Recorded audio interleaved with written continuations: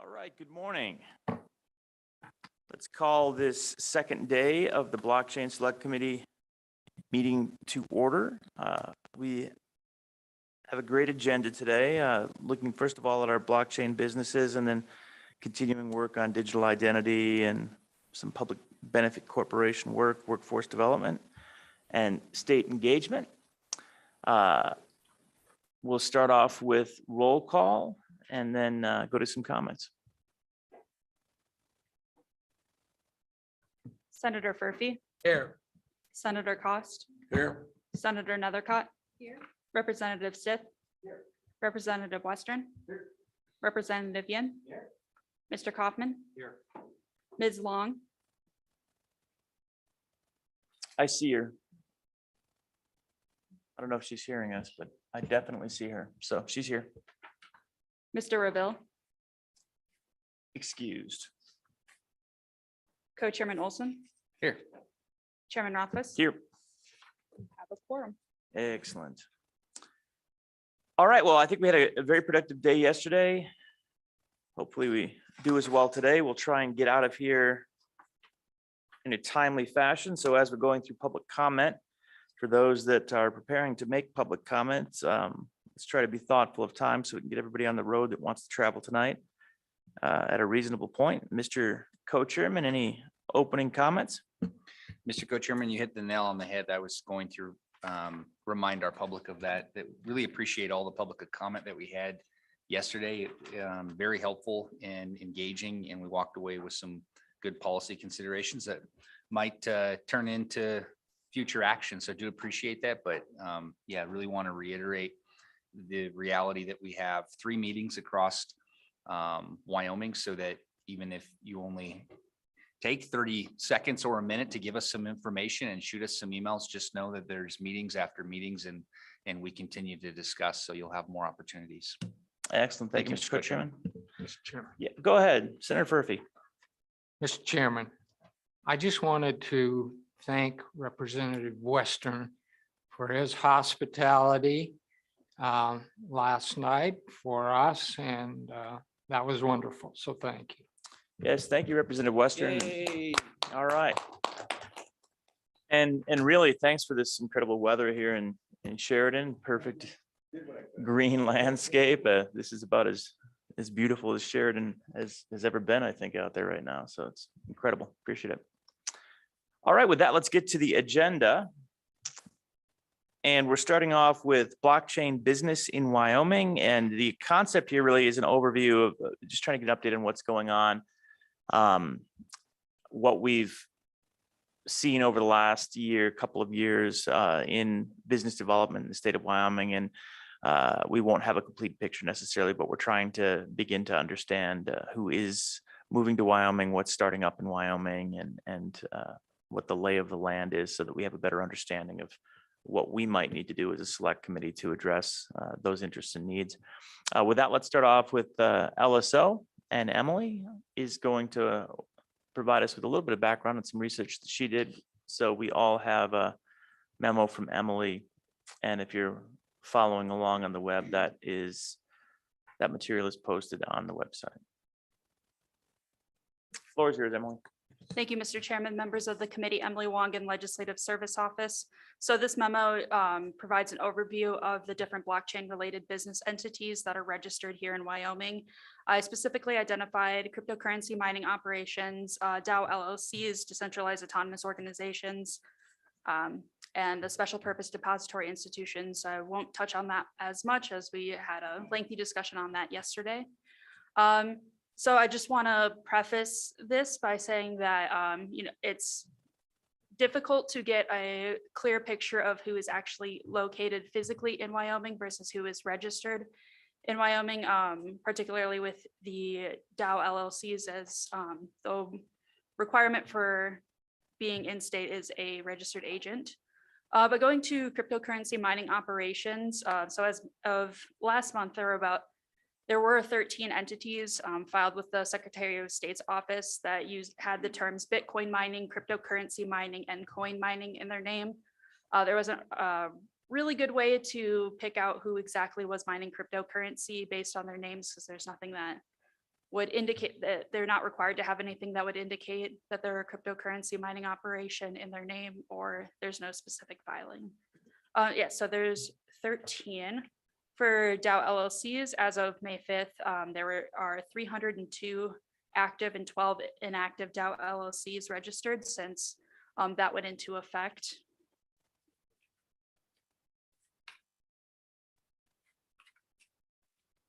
One thing to note is that the DAO LLCs have not come up on their annual filing deadline yet. That will be in July. So we'll get a better picture of who's actually operating an active DAO LLC in the state around that time.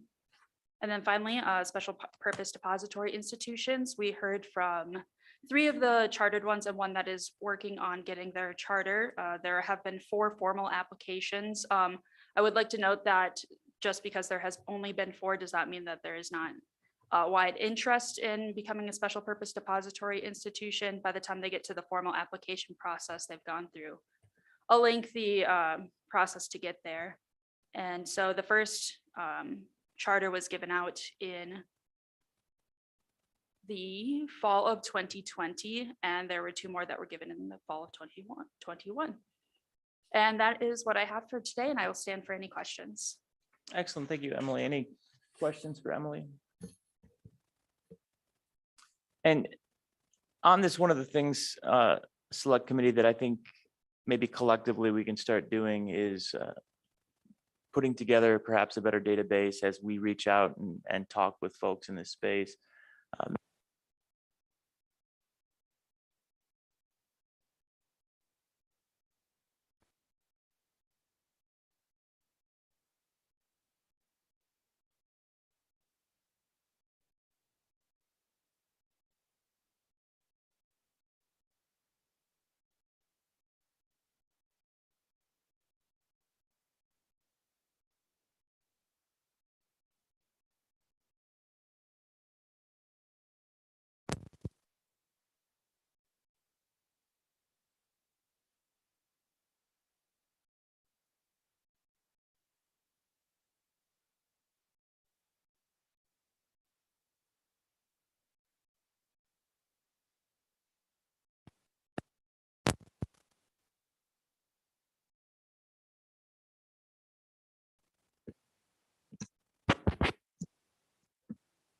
Just like press the button and Mine's back.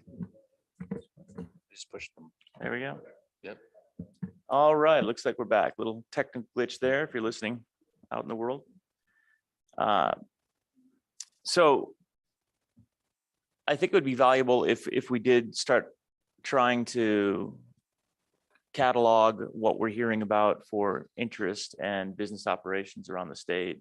I think we end up having a lot of insight into that, but we haven't been necessarily collecting it and keeping track of some type of registry. So moving forward, if we could start providing that information to Emily and then just start trying to have a list of connections and a Rolodex associated with this space, I think that might be helpful for us, particularly as we're reaching out to get information on specific topic areas. If we have a good list of whom we should be contacting in those spaces, it would be helpful. So let's just all try and keep that in the back of our mind and get that information to Emily moving forward. We can build out this database as we progress.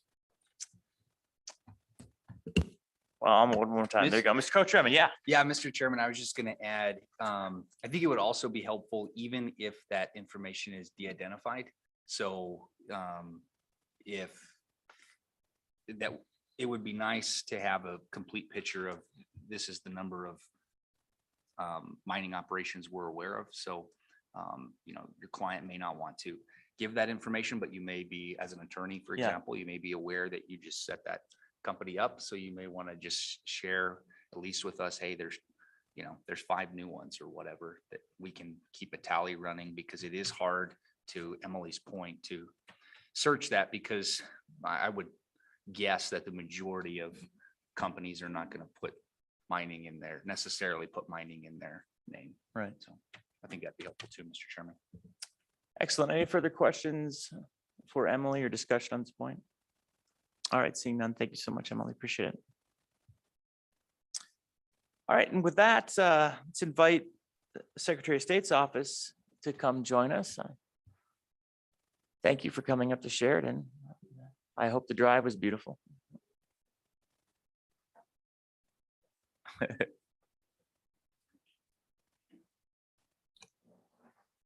Deputy Wheeler, we were really just looking to check in with you once again on the state of what you're seeing for activity, what you're seeing for new registration, if people are reaching out for interest in specific areas, anything that we can do to work with Secretary of State's office in this space as we've done in the past. So any update you've got would be helpful. Floor is yours. Thank you, Mr. Chairman, Mr. Co-Chairman, members of the committee, Karen Wheeler, the Deputy Secretary of State. And first of all, I do appreciate the information that Emily has provided to you. So I thought this morning it might be helpful if I gave you a bit of an update on totals, as our office is always dynamic, moving. You can form entities 24/7, 365 days a year. So to begin with, I will give you updated totals on what we consider blockchain related entities that are formed with our office, as well as another area in which we are very active, and that is in the securities arena. So first of all, I will start with DAOs. And as of June 13th, we had 319 active DAOs, and we have 28 inactive DAOs. Of those 28, 4 chose to dissolve.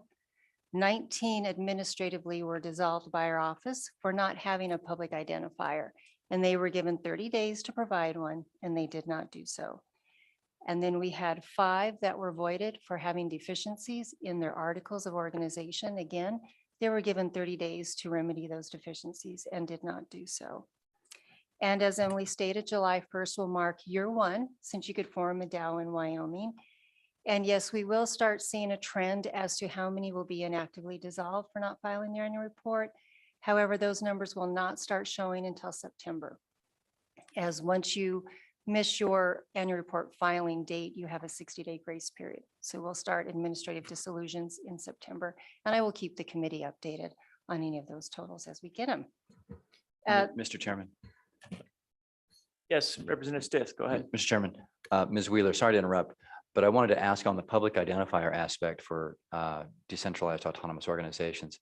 Do you have any suggestions for how the Secretary of State's office or anybody could monitor the public identifiers to make sure they're current? Because, for example, just yesterday, we had a person presenting about their decentralized autonomous organization. I looked it up. Yes, it exists. But when you go to the public identifier, if you put that into your computer, it just leads to a 404 error.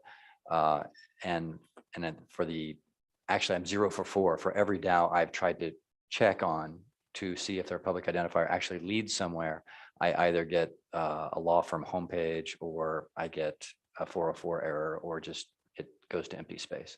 So do you have any suggestions for any obligation to update the public identifier or anything that Secretary of State's office, what we could do legislatively that might make sure that these are actually real DAOs? Thank you, Representative Deputy Wheeler. Thank you, Mr. Chairman. Representative Stitt, great question. And that is why when you did the amendments on the DAO Act last year, we did ask for the 30-day period that if they don't provide the public identifier, then they're administratively dissolved. The other area that we're working on is we're working collaboratively with the University of Wyoming, and our tech team is providing schematics on the back end to the university, who is going in and looking at the public identifiers. Do they go where they're supposed to? And I've gotten preliminary information from them, and we will be having a lot more conversations as they're able to delve a little bit more into this. But what they have found, and this is very limited right now, is that you do have some public identifiers that lead to everything you need, the smart contracts, everything. You have some that are non-existent, and then they have some that they can get to a certain point and then they hit a wall and nothing is public. So as the law stands right now, our office cannot do anything other than you have to have it within 30 days.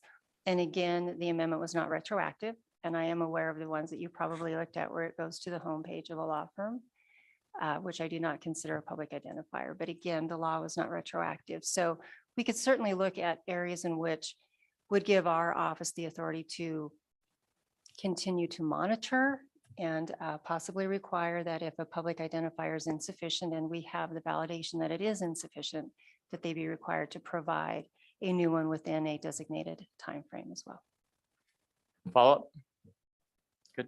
Thank you. Thank you, Deputy. And yeah, I think that's going to be an ongoing conversation. We'll have to continue to revisit the Dow legislation to provide appropriate authority and then figure out how to do exactly what Representative Stith is looking for. Obviously, as the first of its kind, we've got some work ahead to get that right. Thank you. And please continue. Thank you, Mr. Chairman. So the next entity type that we do associate with the blockchains are series LLCs. So as of June 13th, we have 833 active series LLCs. They represent 13,323 established series. We have 190 inactive. One moment, Excuse Mr. Co-Chairman. Sorry, can you just say that again? Oh, the 833 represent 13,323 established series. Well, that worked. Thank you. Yeah, but It took a little while. yeah, Let's not talk about that. yeah, let's not talk about that, right? Exactly. We'll fix that later. Any further questions as we please continue, Deputy? Thank you, Mr. Chairman. As of June 13th, we have 190 inactive series LLCs. 145 were administratively dissolved for not filing their annual reports. 12 were administratively dissolved for not maintaining a registered agent in Wyoming, and 33 did file articles of dissolution. Now, Mr. Chairman, the last category that I'm going to include are limited liability companies, because we firmly believe and we know that we do have blockchain or crypto type companies forming as an LLC that don't have, as Emily mentioned, an identifier in their name. So I thought it'd be important to tell you just our statistics on LLC. So today we are about 2 weeks shy of the end of fiscal year 2022. And as of June 13th, and I'm excluding DAOs and series LLCs, we have 81,438 new LLC formations. This generates 8.1 million in revenue. This is an average of 6,787 new formations a month in our office. And fiscal year 22 is a 17.94 increase in new formations over fiscal year 21. I will tell you that is not our largest increase. We have had higher ones in the past, but each year we do see a significant increase in LLC formations. Is a portion of this due to blockchain? Yes, I certainly do believe so. Now, as Emily mentioned, Wyoming statutes do not require that you put an identifying term in the entity name, which would be indicative of the purpose for which the entity formed, nor do you have to have a physical presence in Wyoming other than the registered agent. So unfortunately, we cannot delineate or determine exactly how many of these entities would be related to this industry at this time. So, Mr. Chairman, the other area that I did bring up has to do with securities. And we stay very involved in this arena as we are the state regulator over securities in Wyoming. So for instance, about 6 months ago, Mr. Land from Senator Lummis's office did send us a draft copy of her legislation and asked for our comments on it. We did review it and we were quite pleased to see that our main suggestion was included in her final draft of the bill moving forward. And additionally, Director Kelly James that I brought with me today is our administrator in the compliance division overseeing securities. And with Wyoming doing the trailblazing on Mr. Chairman. innovative. One moment, Deputy. Yes. Representative Weston, go ahead. Mr. Chairman, Deputy Whitaker, my apologies for interrupting. What was the biggest suggestion or feedback that you guys did have for the legislation? Deputy? Thank you, Mr. Chairman. Representative, actually it had to do with DAOs. The way that the draft bill was written, the taxation pertained to DAOs as corporations only. And so I did point out to them in Wyoming, a DAO is an LLC. And so it must be taxed and looked at differently at the federal level as well. Excellent. Well, thank you for that. Any further follow-up? No. Okay. Please continue, Deputy Wheeler. Thank you, Mr. Chairman. So as we lead the way in our trailblazers on legislation regarding the blockchain and crypto industry, Director James is a member of 3 national securities committees through the National Association of State Securities Administrators. And it is through these committees that she has regular collaborative conversations with other state regulators, with federal regulators, and is able to keep on top of any other state legislation or federal legislation that is coming down. And I'd really like to point out this too, that she is representing Wyoming in a multi-state settlement with BlockFi. And through this settlement, Wyoming will receive about $1 million, which pursuant to our Constitution will go to the public school fund as well. And over the last 2 years, we have had several companies that have reached out. They want to visit with us. They come in, they visit with us. They are companies that are either moving to Cheyenne or another area of the state, are already here, or just registered to do business and want to talk about doing business in Wyoming. And we've had great productive meetings with those companies. One of them we do meet regularly with. They are currently going through the nice journey and adventure of working with the SEC on some particular rulings. So we are very involved in a lot of different aspects. And Mr. Chairman, that's my quick update for this morning. I'm happy to bring Director Janes up to answer any questions you may have, or I'm happy to answer any other questions as well. Thank you, Deputy Wheeler. Any questions? Go ahead, Mr. Kaufman. Thank you, Mr. Chairman. Deputy Wheeler, sorry to pepper you with this question, but I was just curious about the utility token filings. Thank you, Mr. Chairman, Mr. Kaufman. We have had 51 utility token filings to date, 14 in the last fiscal year and 21 since the new fee was brought forward. Excellent. Do we have are there any themes in the utility token use? Are you seeing any trends in how that's being used? Or is it just kind of all over the place? Mr. Chairman, if you don't mind, I would like to bring Director Janes up as Of they are course. filed with her. Please come up, Dip. Welcome, Ms. Janes.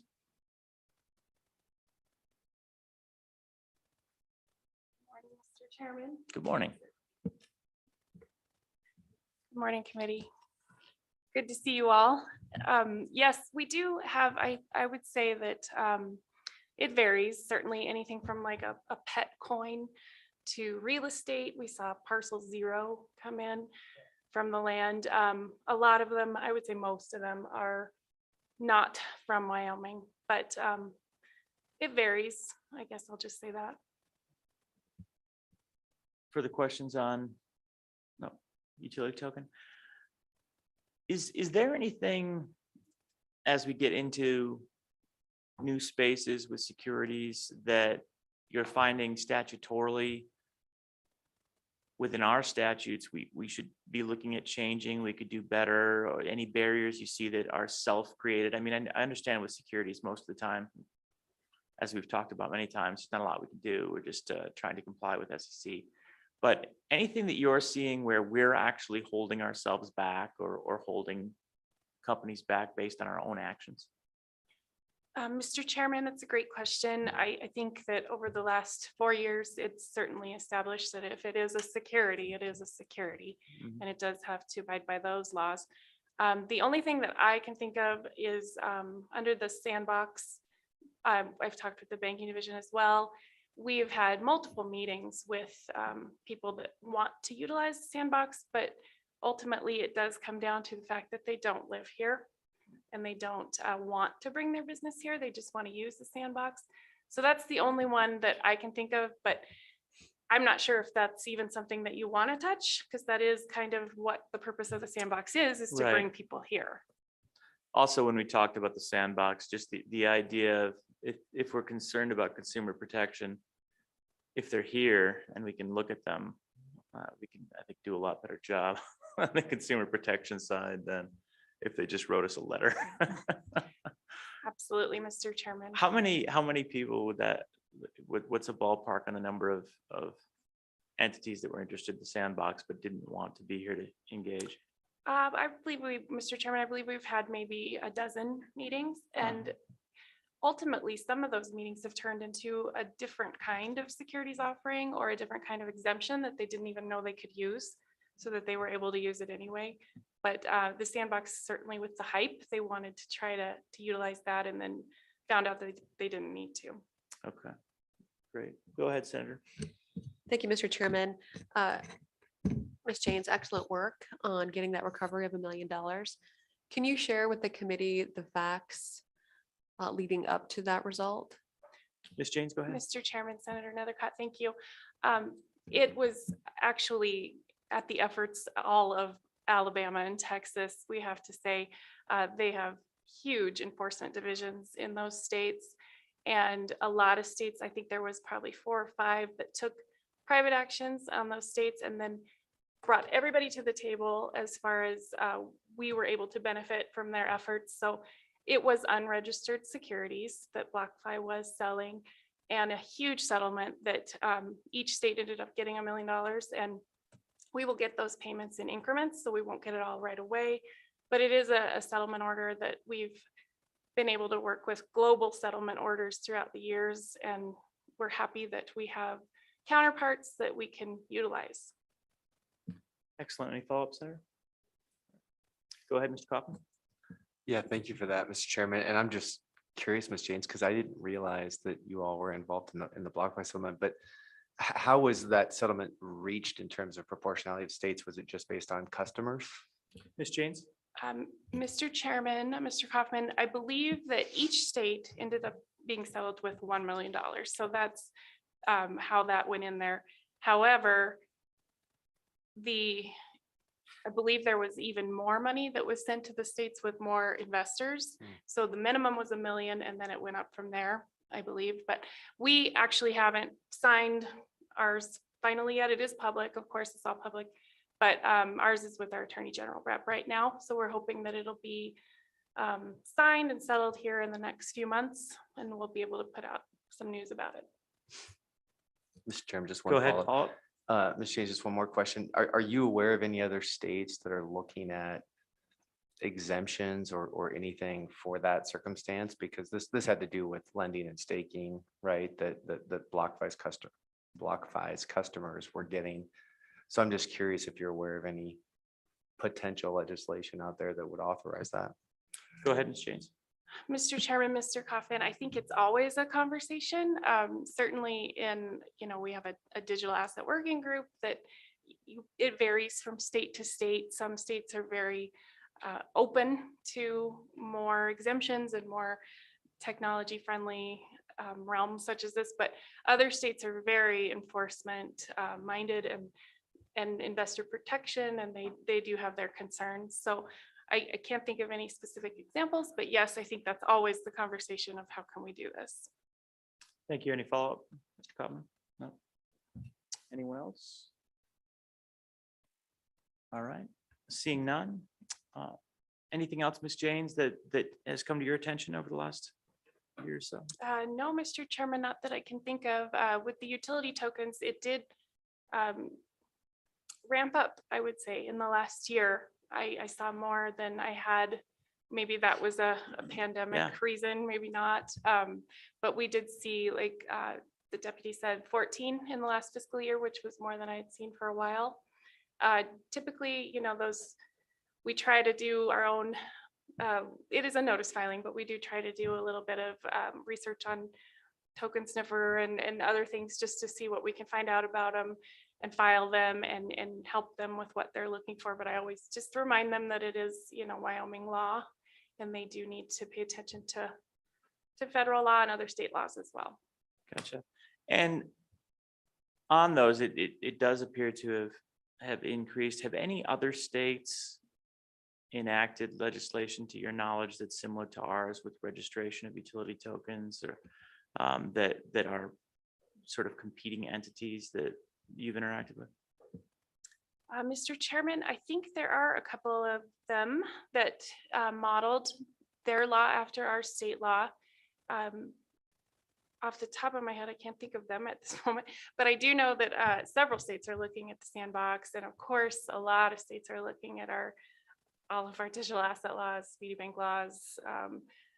We only regulate securities, of course, but a lot of my counterparts are, banking, insurance, they're all together. So they are looking at all of them across the board.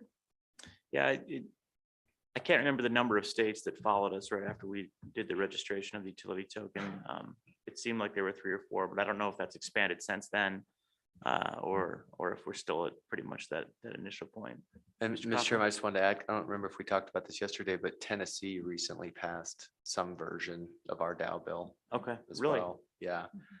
Admittedly, I haven't studied it, but Yeah, we yes. need to look into that then, actually. I wasn't aware of that. Thank you. Mr. ahead, Chairman, if I may, I Deputy. did look at the Tennessee Dow Act. It is almost verbatim identical to the original Dow Act that you passed. It does not include any of our amendments Okay, as well, but it is almost verbatim. interesting. Go ahead, Mr. Co-Chairman. Mr. Co-Chairman, Deputy Wheeler, do you have a sense from talking to any of your counterparts on what Dow registrations might look like in other states? And that's hard to, I guess that's really hard to point to, because you could create a Dow under LLC laws in other states. So I'm just trying to get an idea of how our, what was it, 319 active might compare to other jurisdictions. Deputy Wheeler, any thoughts? Thank you, Mr. Chairman, Mr. Co-Chairman. Right now, because Tennessee just passed theirs, they aren't going to have any yet. Vermont's is relatively new as well. I do know the Marshall Islands passed a Dow Act. I have not been able to find that one yet. It's an amendment to, I think, their nonprofit act. It was kind of different. So there aren't really any statistics now. I know Colorado, we have heard from them. They are looking at our Dow laws as well. But I think it's still a little too early to look at any kind of activity that they may have. Great, thank you. Go ahead, Mr. Copper. I was just going to share on that point, Mr. Chairman, that I attended a seminar at Stanford, a month or two ago. And we heard a lot of updates on the Dow activity. The Marshall Islands was a big one. Colorado is actually a major destination for Dows for their unincorporated association entity form, which is interesting. But we heard a lot about Delaware, Vermont, Wyoming, Tennessee for LLCs, but there's a whole lot of people doing Dow entity structures that don't use an LLC. And we've talked about that. And have you had inquiries? We've talked about, do we need other types of Dow corporate structures? We're talking about public benefit corporations later. I hear a lot of, we'd like a B Corp Dow. Occasionally we'd like a C Corp Dow, but that's less common. The organization, I'm not sure exactly what that Yeah, was. Go Mr. ahead. Chairman, I would say I hear mostly that we would prefer an LLC, but everybody's trying to figure out how to be taxed as a C Corp because the pass-through taxation for a Dow is a nightmare. Right. So C Corp is actually pretty common. That's what you're Discussion. hearing as, okay, Yeah. as interest. Yep. Okay. Yeah. Are you hearing any of those requests or seeing anything like that? Any discussions, Deputy Wheeler or Ms. James? Mr. Chairman, no, we have not. Further discussion? One question I had, with regard to you mentioned 81,438 new LLCs. Was that LLCs or corporate filings? Mr. Chairman, those are LLCs. Okay. How many dissolutions in a typical year? So that's the number of new registrants. How many do we lose? I'm just curious what that differential is. Mr. Chairman, and I don't have those statistics with me, but I can tell you it's well over 10,000. But keep in mind, those are not just new dissolutions. Those are some that may have been in existence for quite some time. They've either filed articles or they've just, some people like to close their business, but they don't file the articles. They just let us administratively dissolve them. Right. So, but I can certainly have those statistics put together and get them to you. We'd appreciate that, but I think that gives me the order of magnitude to a large degree that I need. It sounds like, we're plus 80 and minus 10-ish, and that's fair. So we're increasing the number by 70,000, which is again, really impressive. When we talk about this, we typically understand that Delaware is going to be in first place, and then Nevada and Wyoming are kind of the next two key destinations. How are we comparing to Nevada right now? Are they registering more than we are? Are people still looking there? Are they looking here? Do you have a sense of that? Mr. Chairman, and boy, I got to get the cobwebs off here. Just when we were looking at the fee increase bill, we did a study on how we compared to Nevada, Delaware, and some of our surrounding states as well. Obviously, Delaware with their years and years of the Chancery Court and I think over 60% of all Fortune 500 companies do form in Delaware. They've got us beat there. Nevada, they do have larger numbers, but I will tell you in 2000 and, gotta go back here. In 2015, we did see an increase in our filings because Nevada the year before increased their filing fees, a franchise fee, and a corporate tax. And we did see benefit from that.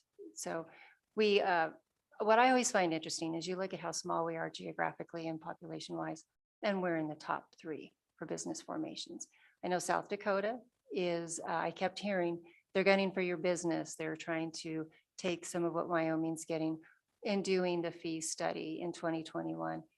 They can't even touch what we do with LLC formation. So we are leading in that area. Great, excellent. Any questions? Any further questions for Deputy Wheeler or Ms. James?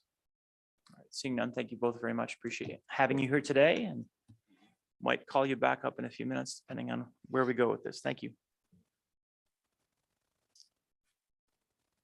All right, the next update we have on the agenda is a little crypto mining update, and we invited Ms. Cavallari to give us an update. Is she available online at this time? She's not here right now. Okay. Maybe we'll come back to her.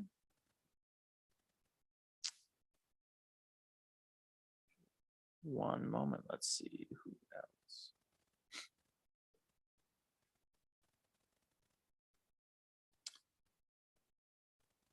All right. Well, let me know if Ms. Cavallari joins, and the next invitation we had out was to hear from City Dow as an update. And hopefully we've got Scott or Eric or somebody joining us. Oh, excellent. Bring them both in if you would. And I think they've got a short presentation for us, if I'm not mistaken, maybe a few slides.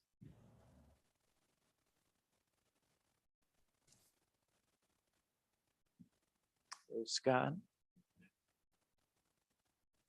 And hey, everybody. Hi, Scott. Welcome, Eric. Appreciate having both of you here today. And we wanted to just give you a little bit of an opportunity to introduce yourself to the Blockchain Select Committee. I appreciate the opportunity to chat with you both in the past. And I'd kind of like just a little introduction and update.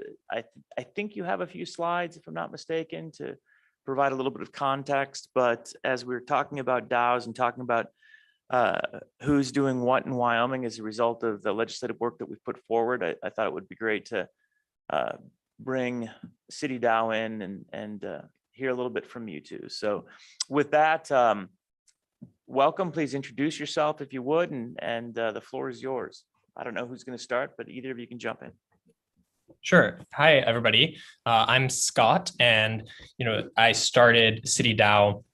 Well, it's almost a year ago at this time. So really the Wyoming DAO law was the kind of inspiration that kicked things off. And, previously, like I had been working on this startup that was kind of dealing with parking, land use. And so immediately the idea kind of came to mind where, what if we have a DAO that, buys land together, and the Wyoming DAO LLC law became this like perfect jumping off point for that.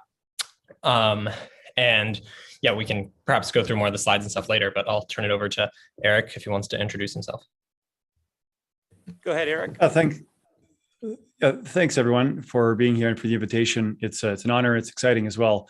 I'm what you would consider a citizen of City DAO. And that means that I'm a participant. I've purchased the NFT, which gives me voting rights. And me, along with several other 1,000 people, have an equal amount of voting rights on this parcel of land that was purchased in Wyoming. I'm here more as a attendee because of personal interest and because I represent the media aspects. Well, I'm part of the team that represents media aspects for the DAO in the way that we've structured and organized ourselves internally. There is another citizen that is local to Wyoming, so there is some physical presence in your state. Wasn't able to join today, unfortunately, but now I'll just pass it off to Scott here. He's got his presentation all prepared. So thanks again. Great, thank you, Eric. Back to you, Scott. Sure. Yeah. Do you guys have the slides? Would you like a kind of us to go over? We have maybe like literally very short, maybe like 3 minutes kind of overview of City DAO history to date. If you would screen share, we have the slides, but there's a lot of people that are streaming that aren't going to have the slides. So it works better if you would screen share your presentation and then kind of go through it. So anybody that's watching on YouTube would be able to have the benefit of it. Yeah, I can do that. Okay. Can everybody see this? We can, we're set. Cool. Okay, so kind of brief founding story of City DAO is we formed under the Wyoming DAO LLC law in July of 2021. This law actually was directly the inspiration for it because it was kind of like, a DAO can govern an LLC can own real estate. It seemed like really just putting some Legos together. The grand mission of City DAO is to build the city of the future. I think the thing that seems really inspiring to us is, what if you could have all city services, land registries, deeds, titles, all just on chain, decentralized, transparent, taxation, all on chain. I think that's the, really inspiring, mission, but kind of starting with really simple proof of concepts, like, can we own land together as a DAO? Can we manage what gets built on that land as a DAO?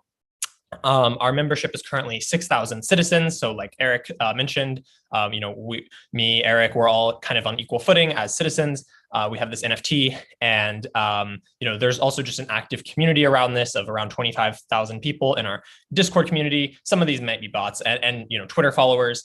So we have kind of a large platform. And then at the time I wrote this, our treasury was around 5 million. It has been as high as 8 million and as low as 2.5 million, depending on, the price of cryptocurrency. And so, that's also another kind of volatility risk.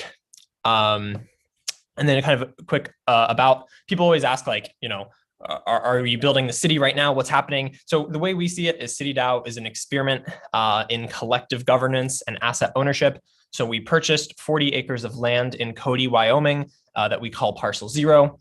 Token holders basically get the right to visit the land and propose improvement projects. Things like, building shipping container housing, funding, someone wants to like fund a park bench that goes on the land. We put up a flag on the land. So basically, any improvement project the DAO gets to vote on. And then some ideas for kind of future initiatives where we're going. We definitely would love to acquire more properties in Wyoming. And we've also been talking to our council about, can we use Wyoming LLCs to acquire properties all over? There's a big Ethereum conference that's in Denver. And, we see like Denver is kind of this gateway to Cody because that's where the flights are and everything. And so there's people excited about, buying a property in Denver using the Wyoming DAO LLC. And then trying to incorporate an actual city in Wyoming is something we are interested in. We've kind of been reading on all the kind of technicalities of that.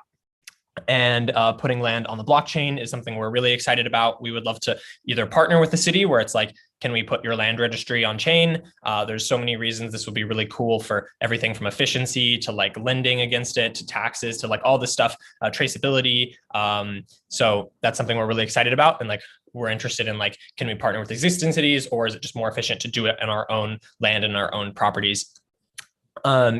So kind of, we really just are excited to be partners with Wyoming. Like you guys, it's just really cool to see everything that's happening here. And, there's not many lawmakers and folks just even thinking about these problems. I think, there's a ton of interesting like collaboration opportunities in terms of like, growing the GDP of Wyoming, basically becoming this hub for crypto, attracting innovation, everything from like creative, like tax and mechanism design to kind of create, just kind of better allocation of capital and systems. And then kind of quick notes on like, we've taken the DAO law for a test drive. I would say like the number one thing is like, I think the hardest thing building something using blockchain and crypto is actually not like too many regulations, not like being slowed down or anything. It's more of just like reducing the ambiguity, right? I think that was one of the reasons the DAO law was so powerful because it's like, we've had people, criticize saying, oh, you didn't need the DAO law. You could have done it using some fancy Delaware LLC wrapper. And it's like, sure, maybe, but like in a way, like this DAO law reduced the ambiguity. It made it very clear, like, here's what DAOs can do. Here's, put in your public identifier and like, this is like, it made a very clear path to do something. So I think continuing to like do that is really helpful. And like, helping us along the way with like regulatory and tax compliance, because like our goal is to work, collaboratively. And, I think another one is just, the LLC law was pioneering in enabling DAO members to be more protected. And then just more blockchain friendly infrastructure, kind of like what we were talking about before, where it's like, as more services kind of transitioning, like permitting, taxes, deeds, laws, all on chain. And then kind of the moonshot ask is, helping us figure out how we can incorporate a city within the bounds of Wyoming would be very cool for us. I think right now, like we've heard basically you need to get 200 people to move to some location, but that can be, obviously really difficult because then you have to petition to become a city. So that's our kind of moonshot ask. And then I think that's about it. So yeah, with that, thanks everybody for kind of sitting and learning about the history of CityDAO. Excellent. Thank you so much, Scott, for that presentation. Select Committee, any questions? And Senator Cost, is that in your district? Okay, yeah, Senator Cost, who's here, his district is near there, but apparently he's your neighbor senator. Yeah. Any questions? Go ahead, Representative Yen. Thank you, Mr. Chairman. Scott, is it? So I think CityDAO is really cool.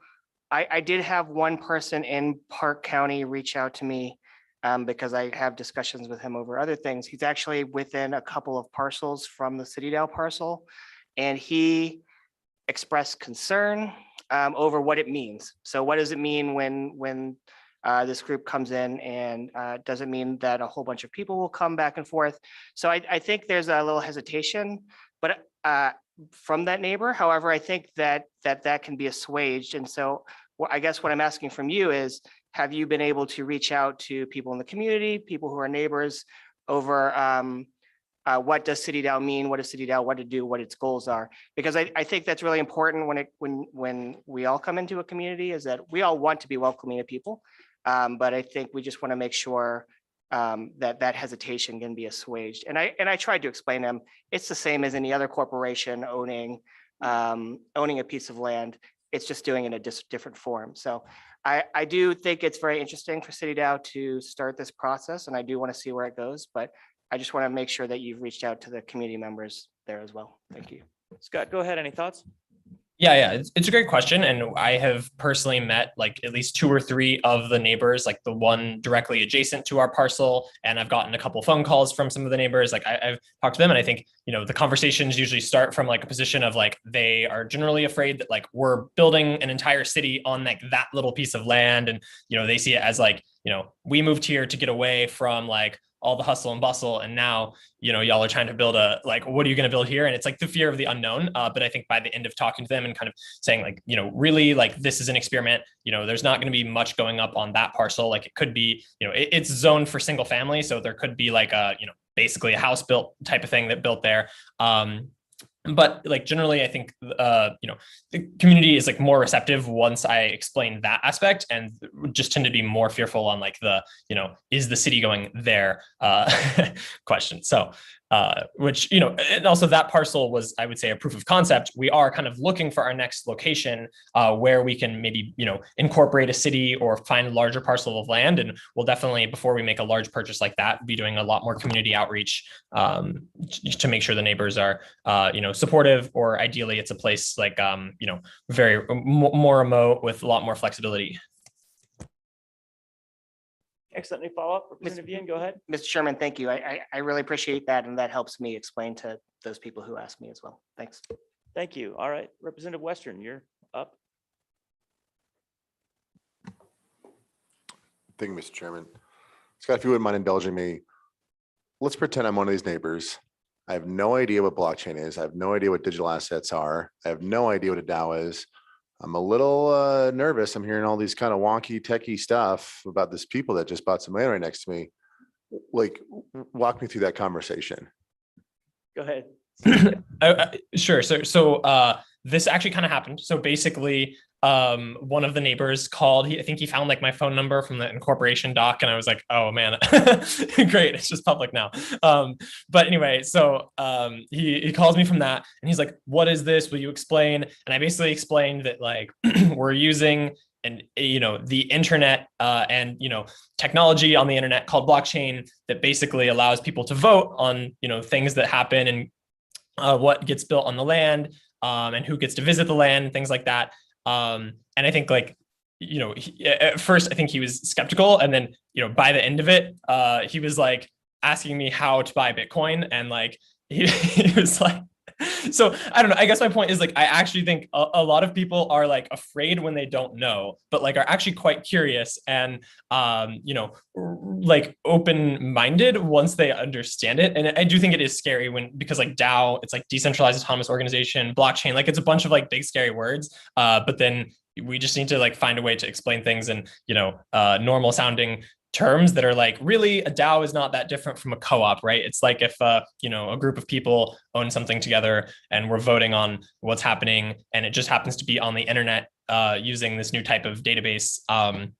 It doesn't actually sound, it's not actually that scary. It's just a lot of like big words making it sound futuristic. Excellent. Any follow-up, Representative Western?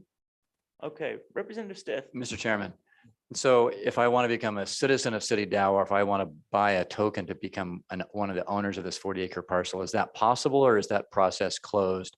Do I have to find somebody else who already owns a token and buy it from them? How does that work? Great question. Yeah. Go So ahead. when we started the LLC around 11 months ago, we had this initial period where we sold citizenships, and we made, I think, around 8,000 of them available. And then we saved 2,000 for future distributions. So the way that you can become a citizen now is either one, by contributing to the DAO. So for example, like joining our community on citydao.io and basically like contributing. So this is things like researching what our next parcel of land will be, or helping run meetings and things like that. So that's like earning citizenship. And then option 2 is, like you said, of basically finding someone and buying it from them. Representative Stith, follow up? No? Do you want to put an offer in right now? Any additional questions? What are the next steps, Scott? So you mentioned that just a little bit, but what are you working on, and what can we expect to see over the next year or so? Yeah, we are looking to buy our next piece of land. Hopefully, we saw Parcel 0 as this experiment, to test blockchain governance. And, now we're looking for Parcel 1, which I think is, maybe it's a bigger space that has, some houses. It's more like a ranch. It could be a house. It could be, the site where we incorporate our future city. So yeah, it's all about kind of looking for that next property right now. And we'll be kind of looking at counties in Wyoming with friendly incorporation statutes. We'll be looking on if it makes sense, if we can use DAO LLCs to buy land in other states. Yeah, that's kind of what's next. But, also just wanted to say thanks everybody for the work you're doing here, and it's really cool stuff, and we're just happy to always engage. And yeah. Excellent. Thank you so much. And the last question, you mentioned a little bit about help. Are you seeing any challenges? We always ask this statutorily, anything that we have from a regulatory standpoint that has caused problems? Obviously, we're the first state that passed legislation explicitly recognizing a DAO LLC, and we just want to make sure that those early adopters and early users provide us with some feedback on that experience. It seems like you're in a good place right now. You want automated processing. We understand that. We're working towards that. But anything else? Yeah, not that comes to mind right now. Maybe I could also have my team send over a couple like suggestions on if they've had issues with it. But generally, like, you guys are definitely clearing the way and like moving in the right direction and really trailblazing here. So yeah. Excellent. Well, we appreciate having you here, and we look forward to future updates, and look forward to following your work on this. So let us know if there is anything that we can do. Any final thoughts or questions, committee? All right. Well, thank you very much. Appreciate having you here. All right. Did we get Amanda by any chance?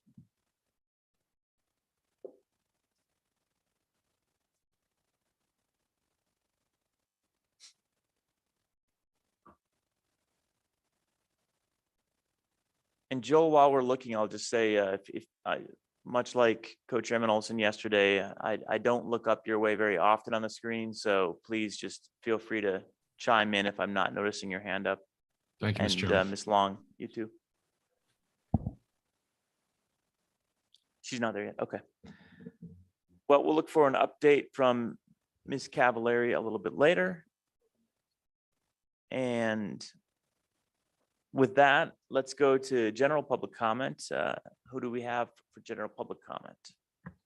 Mr. Chairman, we have Devin Shigaki and David Pope Great. for public comment. All right, well, let's bring in Devin, and I see we even have a third hand that appears to have been raised, but we'll go in that order.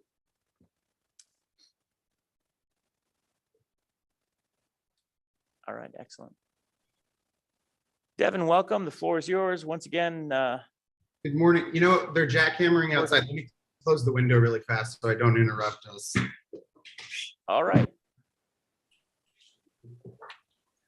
No worries. Jackhammering can do that. Yes, yes. Yeah. Welcome, So- Devin.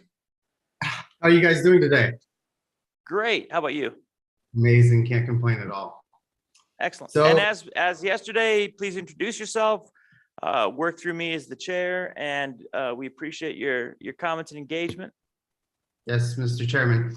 My name is Devin Shigaki. I am the chairman of Fresh Credit Incorporated and the Fresh Protocol DAO, Fresh Credit Labs, and the Fresh Credit Consulting nonprofit. So I am really happy this got brought up today, I think by Representative Stith.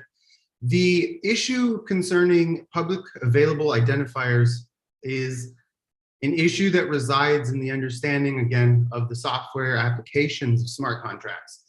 So smart contracts are not programs, so they can't do things such as manage, facilitate, or operate the DAO. What they are is a reactive script, so they're not proactive. They can't implement time-based attributes. The difference in real life would be like a calculator versus an alarm clock. So you couldn't set your calculator to wake you up in the morning, even if it's a Texas Instrument, full stack, big guy, it's not programming. So when we say any smart contract directly used to manage or facilitate or operate the DAO, it would be the equivalent of saying any business that uses a paperclip to hold pieces of paper together. Like that, it really makes no technological sense why the smart contract is defining anything, because it is the equivalent of a calculator. So it cannot do, manage, operate. It's not software. Then I did want to answer your question you were asking earlier of the Secretary of State, because in my research, as of 2019, Wyoming would rank in at the 40th friendliest state, but a lot has changed since 2019. But this is also ranked off of BTC ATMs, because that's real numbers coming out, people actually pulling funds, and also registrations in the offices, Secretary of State across every state. I have this information I can provide for you guys that ranks the businesses that were specifically registered for blockchain and how many Bitcoin ATMs they have and their crypto-friendly regulation. So I have already aggregated all of this if you want that. The public identifier, I would recommend, because this is a digital business, they probably have a website. So making it clearer to say a direct link to the public DAO, that would be a lot clearer, because a public identifier sounds like a stock ticker. So when I was asking, like, do you mean the smart contract like token thing? Because again, we can run DAOs without smart contracts. We actually don't need smart contracts at all. We just use the software. When we register things for trademarks and for patents, you will say a downloadable software or a cloud-based software. You would never say a cloud-based calculator or a cloud-based or a downloadable calculator to run the, it is that actual thing. I'm not trying to be facetious in any way. it is the equivalent of a calculator. You input data, it spits it back out. So clarifying what that public identifier needs to be would be a big help in understanding what you guys wanted there. And yeah, I rest or stop talking. Thank you, Devin. Appreciate it. Any questions for Devin? All right. Yep. Representative Stith, go ahead. Mr. Chairman, Devin, thank you again. To come back to our topic from yesterday, I was just trying to find the public identifier for fresh credit. And I guess the closest we found is something on GitHub, fresh credit /DAO. And when I go there, it looks like it's not quite set up yet. Is your company still sort of like in the formation stages then? Is that why there's not a lot there when I go there? Devin, go ahead. Yes, Mr. Chair, is it co-chairman? Mr. Co-chairman? When I'm speaking here? You, Mr. Chairman or Mr. Co-chairman, either is fine. Yes, Mr. Chairman. This actually is something I'm happy you brought up. We filed an amendment this morning. It's because our federal trademark came through, and so we acquired GitHub, like /fresh credit, just /fresh credit. You'll also go to that repo and see that our original or our first node was set up at the same time back quite a few months ago. There has not been activity because we've been privately operating as we're getting set up. Legal infrastructures, trademarks, patents, all of these things had to have come in since we filed with you guys. So definitely want to get that in order, make sure you guys know where we're at. And great. Yeah. Any follow-up, Representative Stith? And I just typed that exactly in and it resolved. Mr. Chairman, may I share one single slide just so that the visual of what I just talked about? Yeah, absolutely.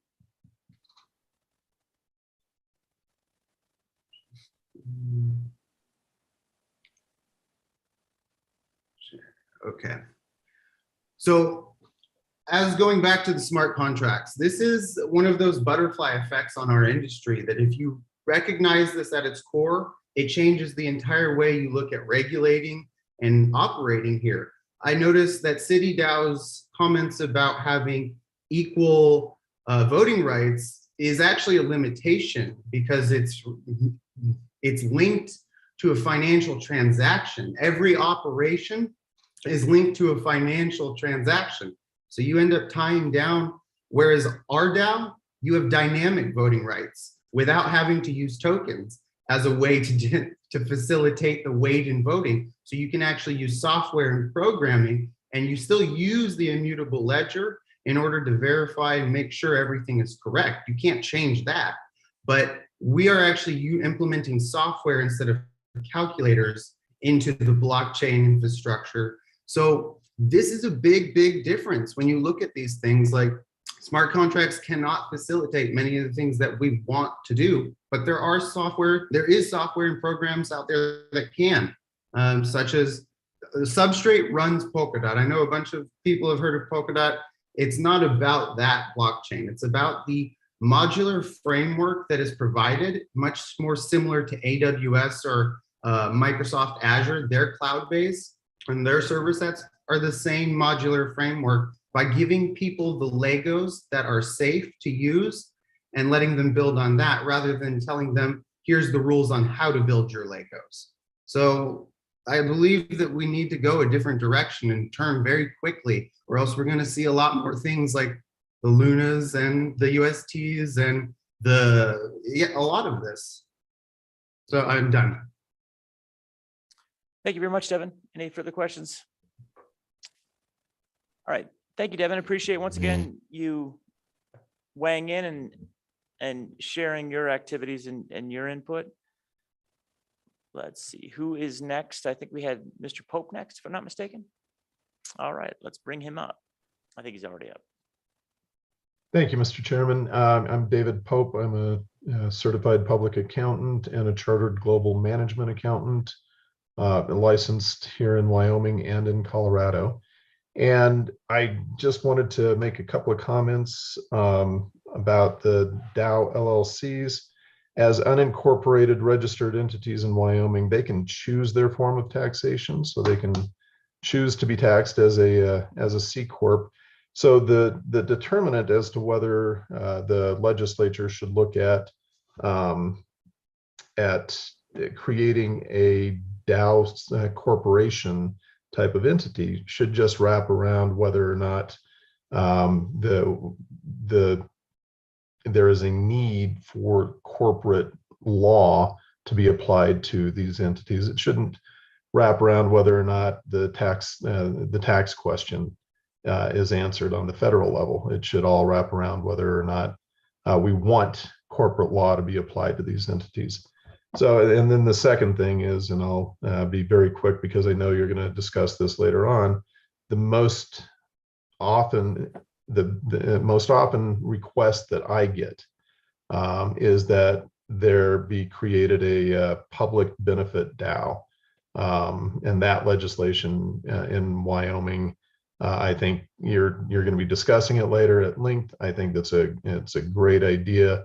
I've spoken with probably a dozen clients and potential clients about their need.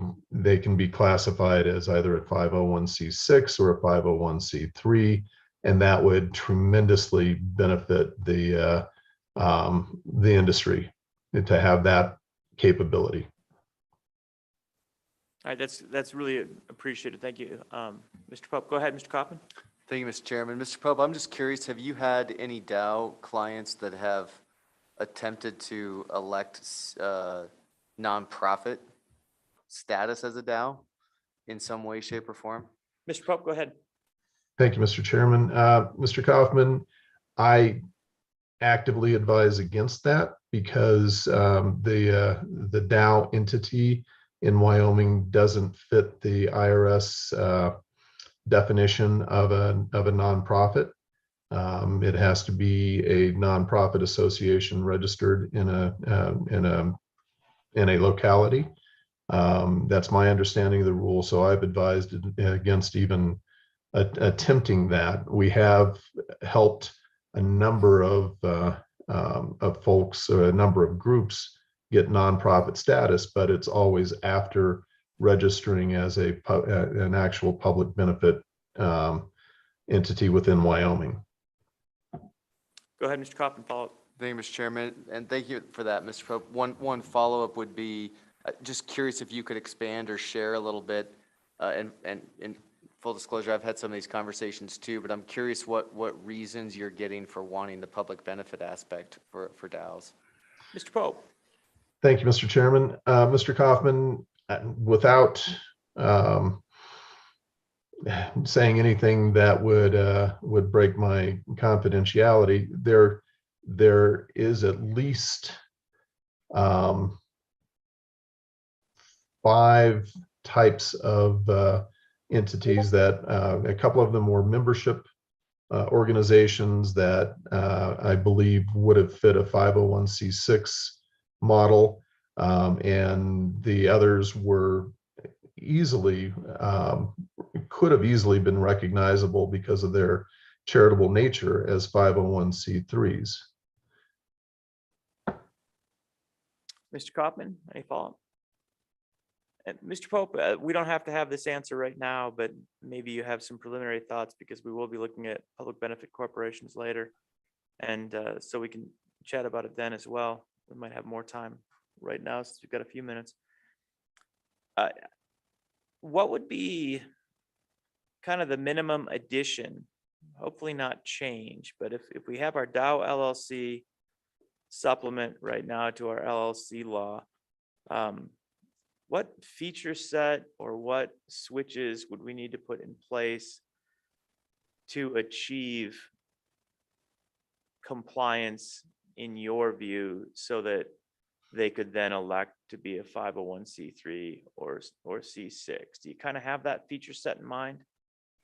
I don't have the entire feature set in mind. I'd be happy to look at it in depth as you're going through this process here to make sure that the solution we come up with as a state fits the IRS code and works within their framework.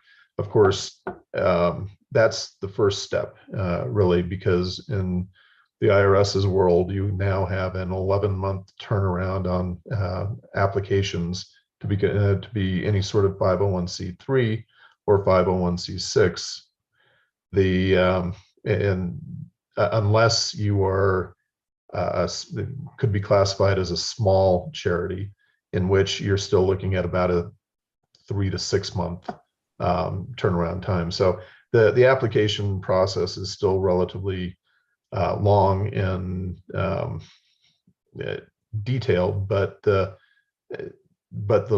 we need to make sure on our end that the definitions are all met within our legislation. And I think that would be relatively easy, to tell you the truth, because it just has to state that it is a public, that this type of entity is a public benefit entity within the statute. Okay, and again, just thinking this through, I guess the other question is what corporate structures we want to apply this to.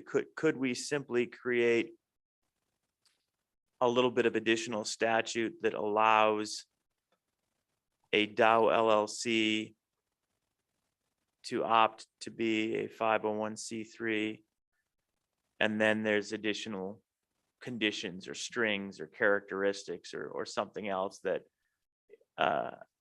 we could put onto the statute that wouldn't necessarily modify our existing DAO LLC statute, but would provide, whether that's additional guidance or restrictions.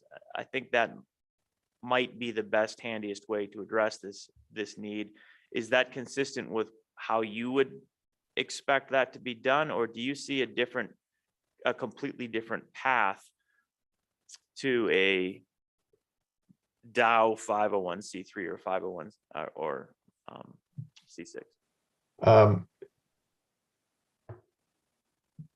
I believe that it would have to be within our corporate within a corporate structure, because the IRS, there are only certain circumstances in which they will allow an LLC to be to become a nonprofit under 501c3, and that's only if the LLC is owned by another 501c3.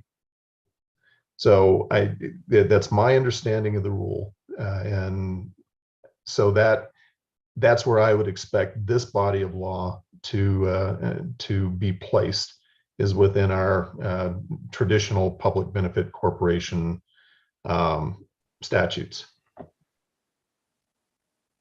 Okay, that's complicating, but it's handy to know that approach. So just leveraging our existing DAO LLC seems like it will be insufficient in your view to achieve a public benefit a public benefit DAO. That's correct. And what I can do is do some additional verification before this afternoon's discussion. And then that'd be great, actually. Yeah, if you'd take a little bit of time between now and then, and we'll get back and I'll ask that question again to see if you have any ideas there. I'd love it if it were simple, but it might not be simple, and that's fine. Very good. And I'd be happy to. Thank you. Any questions, Select Committee? All right, Mr. Pope, thank you for that. Any further thoughts, Mr. Pope? No, Mr. Chairman, and I appreciate the opportunity to talk. All right, and we'll look to follow up on that when we get to the public benefit corporation legislation later. Thank you. All right, who is next? I see Brendan and I see Christopher Allen. I'm ready. All right, is that everything? Okay, Christopher Allen, floor is yours, and Brendan, howdy. Christopher, go ahead. Mr. Chairman, thank you, members of the committee, and of course the hardworking LSO office. Thanks for having me back to offer public comment on this. I am Christopher Allen. I'm founder of Blockchain Commons, a blockchain infrastructure organization, and I've also been involved in various subcommittee efforts on DAOs for the last 2 years. I have some very concrete suggestions and some more general comments. So I want to start with the proposed Loomis-Gillibrand legislation does define a DAO. It defines it as a business entities that include LLCs, corporations, partnerships, foundations, cooperatives, and similar organizations. And of course, currently Wyoming law only recognizes LLC-based DAOs. It ought to support more. In particular, around my own experience, I would very seriously consider reorganizing Blockchain Commons under Wyoming Low Profit LLC Act. That would allow us to receive contributions and grants from various charitable organizations. Wyoming is one of the states that has a low profit LLC. So that could be very useful for us because we're we are a benefit organization. There are also some interesting other areas, but the problem is a lot of these things are blended. I see, a lot of people would like to do serial LLC laws. The benefit law this afternoon, and I'm not sure if I'll be able to hang all the way through, is very much around a C Corp with benefit, but LLCs can do benefit now, but if you read that alone, it might imply, you can only be a B, once this passes, the only way you can be a benefit, social benefit is through this act. I also am involved with several nonprofits, the classic 401c3, a C4, and a C6. And although I believe you could technically structure an LLC with lots of additional guidelines and extra stuff that allows you to, that matches the requirements of the IRS, they're not really able to puzzle through that. They just want to see, it's a law, it's a chapter in the state's book. Because what they really care about, and we actually had a 401(c)(3) fail, and we went to a C4 form, it's how the members are equal or not equal and all that kind of stuff. So there are a lot of different things in the technology industry. Microsoft and other parties in the past have taken over nonprofit boards, leveraging different kinds of procedural things under C3 or C6, and C4 gives you more flexibility. So it's kind of like, okay, you're going to try to, finagle to find out exactly what is desired by IRS for those three forms and figure out how to do a further clarity in the LLC regulation when, in the end, they're just going to look for something else. So I am, desirous of these other things, but IRS is a national organization that always makes it harder. But I wanted to get to some concrete things that I think are immediately useful around the LLC law as it is today. So I'd really like to see that member managed DAOs can leverage cryptographic quorum voting with keys that trigger various kinds of actions other than your classic smart contract algorithmic management. This is closely associated with David Pope's thoughts on an LLC. Okay, well, David suggested yesterday, can we have an NFT that has, the personhood rights that it can make decisions? And then there was a question from Matt, well, can't an LLC do that, et cetera? The challenge here is that, as I see it, you can have an LLC whose interests are represented by an NFT. But the kind of trick there is, I would, for instance, do that with a Bitcoin multi-sig contract where the multi-sig members can vote on things using quorum voting.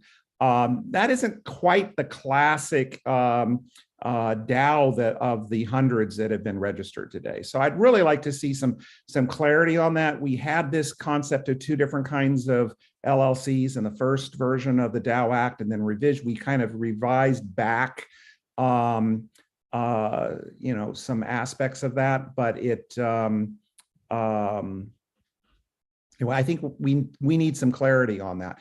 So, and a lot of this has to do with our topic in the next round, which is we really need some enabling legislation and clarity around digital signatures, in particular corporate digital signatures, voting for corporate records, and of course all the results of voting, digital records, what have to be public, what has to be available for the IRS or other different parties, et cetera. So I think there's some work that has to be done there.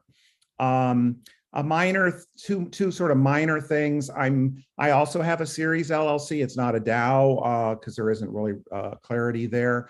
I'm using it to keep creative assets separate. And right now you can't rename them, and it's causing lots of problems with banks.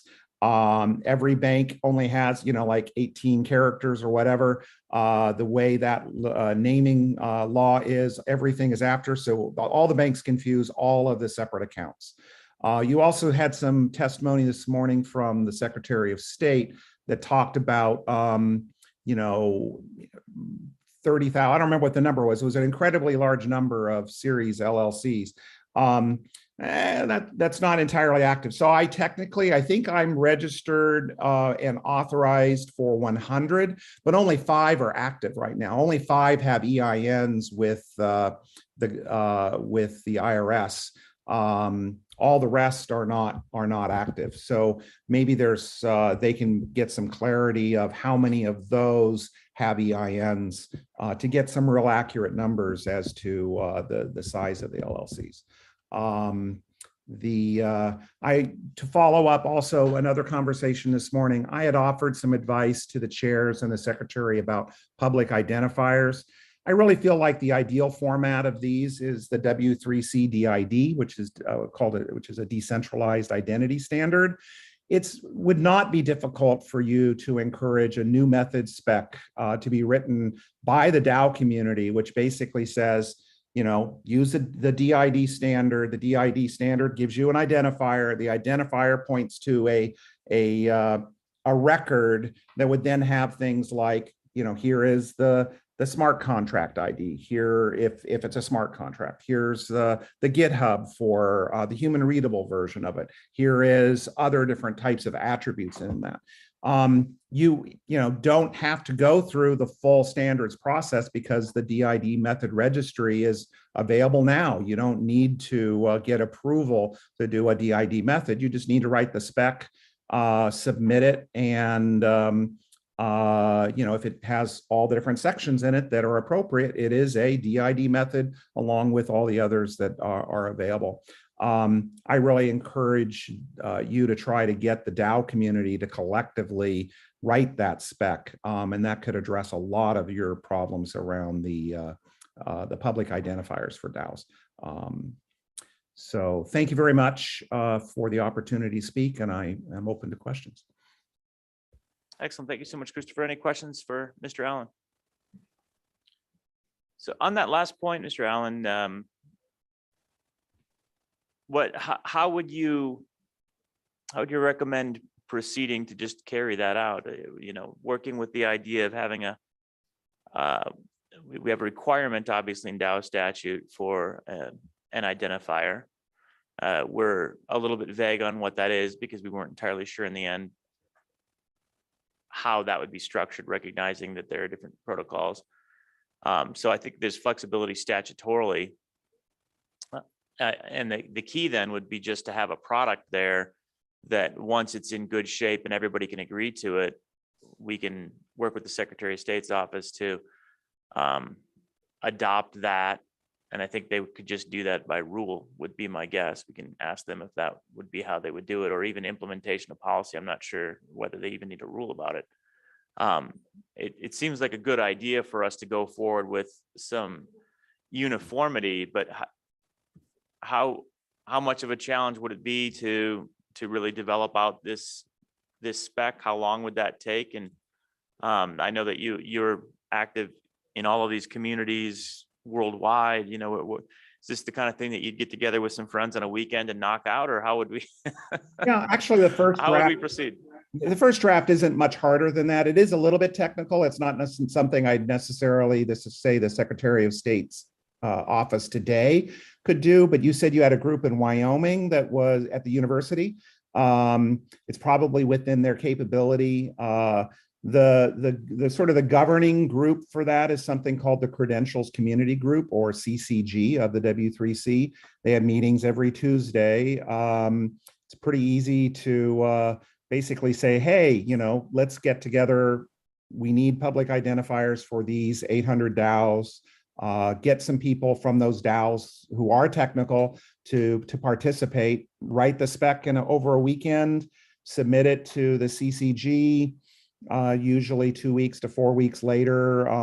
If there are no, you know, if you have all the parts, like it has to have a privacy section, which is these are public identifiers. Privacy is not and it's not identifying people. So privacy is not a concern. But you got to have that section in there. And there are a few other little requirements like that, but it's not hard. And then, you know, there's an opportunity for people to say, hey, you know, you didn't meet the minimum requirements, and you know, 2 to 4 weeks later, it's approved and it's in the method registry. And then you have to actually implement you know, in Python or whatever. It's not a big bit of code where you basically send it the identifier and it sends you back the DID document that has, you know, the bag of details that you want about the corporation. I also know there's some existing things going in Canada around a corporate registry, and some other nations that are doing corporate registration. And we're going to be talking about e-residency in, I guess, our next session. And this is something that at some point the Secretary of State's office ought to be, you know, handling, you know, the ability to resolve these types of things. I just don't think they have the technical capacity to do so today, and the DAO community does. No, that sounds good, and really working with the University of Wyoming, the DAO community, and Secretary of State's office, trying to develop this out. I don't think is something we'd even need statute for. It's just consistent with existing needs and statutes, so maybe we can have that conversation as a follow-up. Any additional? Yeah. Questions? Oh, Go sorry. ahead, Mr. Allen. Questions first. Go ahead, Mr. Allen. Final thoughts. We've got a couple more people that need to go before our 10:15 break, but what are your final thoughts on this one? Yeah, I guess the biggest thing that I'm challenged in all of this is this, you know, this blended problem where somebody wants a public benefit status, not nonprofit, you know, public benefit, you know, the so-called B Corp. They want a serial LL, they want serial capabilities. And maybe they want one of the other statuses that you offer. This is getting complicated. You know, obviously some of it we can do in the frame of an LLC, but there are people who want C Corps. And I also want to make sure that, you know, we don't get locked into somebody going, well, you can't do a social benefit for profit as an LLC, when my legal interpretation from many people is you can. You have to, in Wyoming, you have to do it as a C Corp under the benefit status, or you have to do it under this other status. So this is a legal problem. I'm a techie.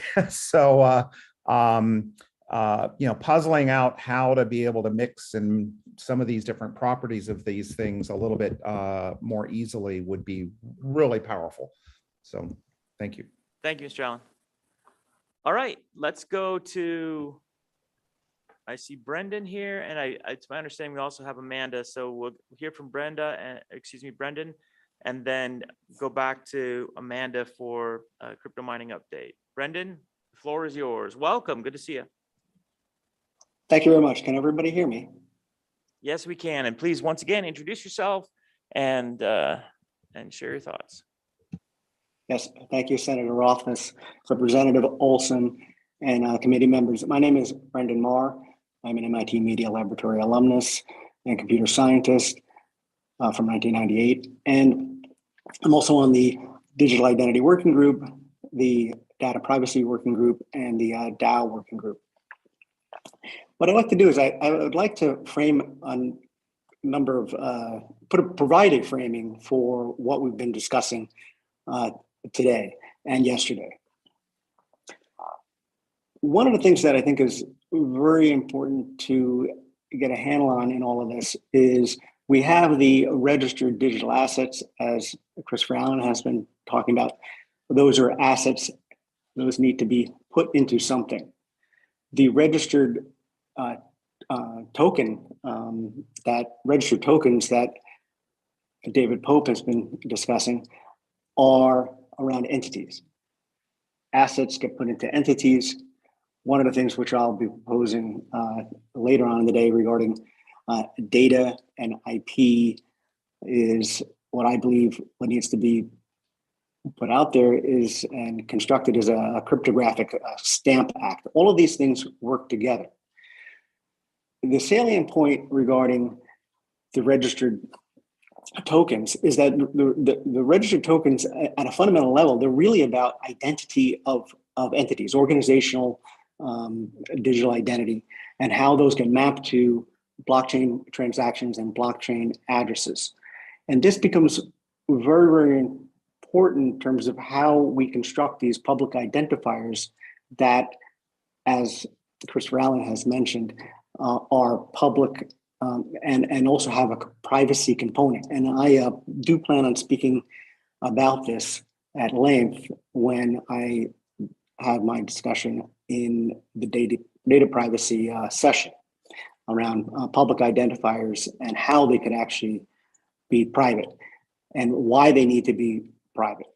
But not getting into that at this point, the one thing that I want to stress is that it is very important to know that what we're trying to do here is map the Web3 architecture into Web2, and doing so exposes financial transactions and all of the companies' IP and strategy potentially to all their competitors. And the thing that's very, very different in what we're doing here is that we have entities and we have smart contracts, and traditionally these things are separate. But what we're doing now is we're combining them all into one. And if we don't do that carefully, what we're going to do is we're going to expose all of our companies and individuals, that being individuals that don't own companies. These are people in the rest of America that are outside of Wyoming and globally that would have potentially e-residency status. So being able to bring those people in through e-residency is very, very important. I'm going to take a break and give it an opportunity for people to ask questions at this point. Thank you, Brendan. Appreciate it. Any questions for Brendan? Representative Western, go ahead. Thank you, Mr. Chairman. Brandon, good to see you again. So the recurring theme that we see is this kind of blended status of all these things that Mr. Allen talked about, whether you're B Corp, C Corp, all these kind of things. And I sense that to some folks, this is really important to be kind of have the ability to, I don't know if shapeshift is the right term, but just have that ability to take advantage of these multitude of entities. Like with anything, it's easier to talk about the problem than to come up with really good definable solutions. So I guess that's my question is, what specific recommendations you have for us in regards to some of these things as you see it, that we can really make progress, that we can put on paper, that we can pitch this to our colleagues and have them say, okay, I get it. Thank you for asking. Yep. I appreciate that. And the answer, Go ahead, the number Brendan. one thing. Okay, the number one thing is to fix the ruling regarding Series LLC naming. You know, a lot can be accomplished if we just fix or amend that part of it. But as I will get into later, there are specific things that we can do around identifiers, and that would be, I mean, we're already doing this. Just very quickly, the Secretary of State issues file numbers, and those file numbers can be issued, but it's important that those file numbers, let's just put it mildly, would be or could be random, right? Because we're going to need that when we get to issuing registration for data and IP, so we don't expose a company's intellectual property or data or data sets to their competitors. I'll talk more about this in my other session. But the number one thing to answer your question is we need to allow for the Secretary of State to issue a quote unquote file number as they do, and change names without having to lick a stamp and mail in that, because that does not work, as we've said for 3 years. It does not work for the blockchain technologies.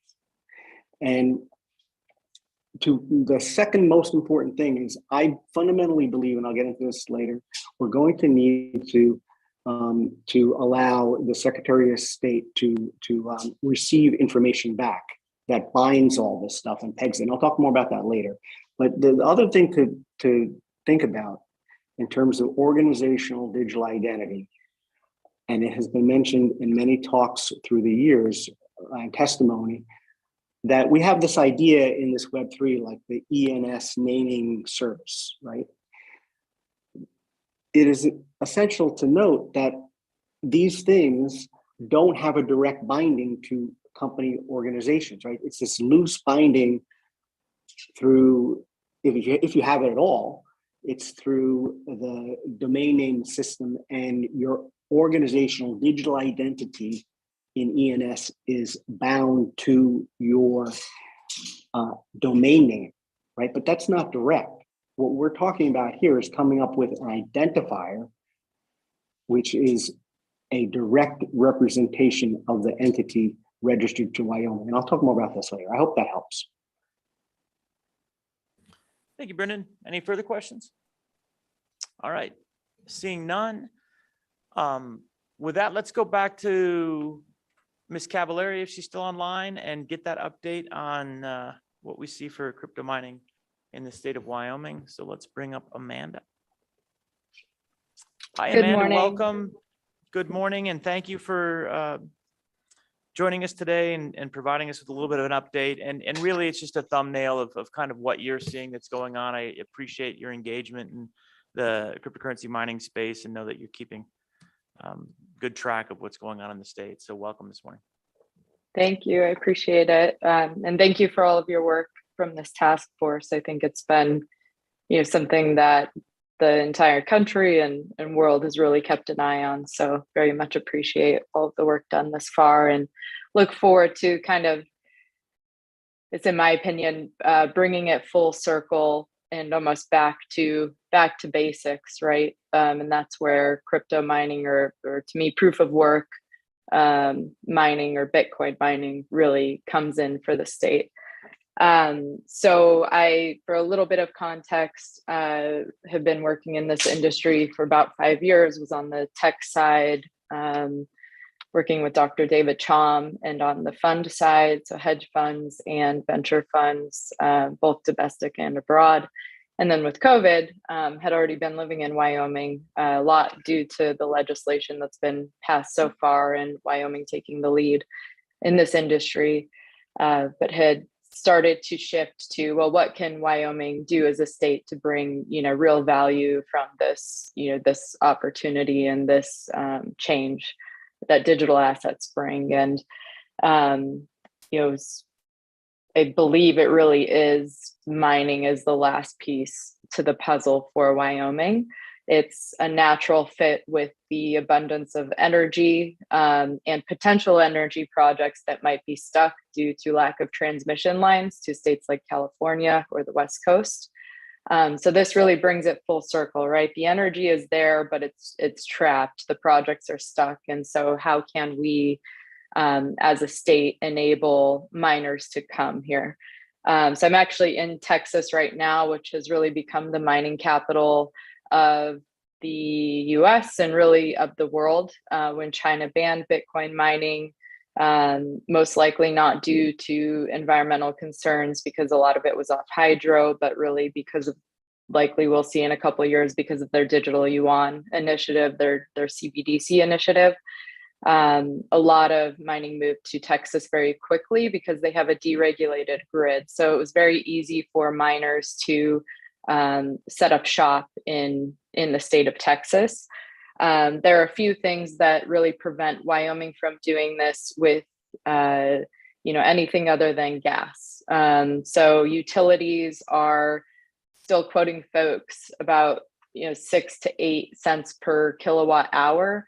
What we can see from the prices right now, that's a point where miners may have to shut off, let alone survive a halving. So every about 4 years, the reward to miners currently is at 6.25 Bitcoin. About every 10 minutes is released onto the network.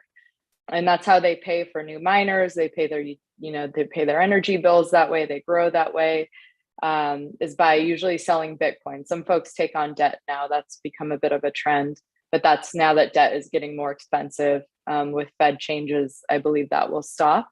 So it is very important to have, if we want these businesses here and we want to create future-oriented jobs around, everything from manufacturing to operations, to software development, to repair. This is, it's really important that we find a way to bring those prices for grid or behind the meter mining. So the one thing that we are not able to do as miners is buy directly from the power creators. So I'm sure we're all aware of some fairly large projects that are wind that are just stuck literally because you can't get a transmission line. But right now, we cannot, as miners, purchase directly from them, even though we can locate there and we do not need transmission. We can co-locate at those sites. So I think, some of the work on that would be very useful. Is that okay? Am I with you all still so far? Yep, doing great. Thank you. Okay, perfect. So I think that, that needs to change, especially if there's no utility infrastructure being built and there is no transmission that needs to be built. And that is something that's unique to proof of work or Bitcoin mining. So that would be huge. I think that would be very beneficial for the state. Something the state has already done, which is no taxes for flare gas, has been helpful. Personally, my company mines off of stranded gas, so really appreciate the flare gas piece. And I think that will be a leadership position for the rest of the country to adopt that legislation. So that was very smart. So the next step would be, well, what do we do? What do we do about this stranded energy that's more grid reliant? Other states that are taking different positions where I think Wyoming can really shine. Texas right now with such a high demand, so not just with Bitcoin miners, but they've had an influx, I think, of over 70 gigawatts of requests, I believe, for the next year.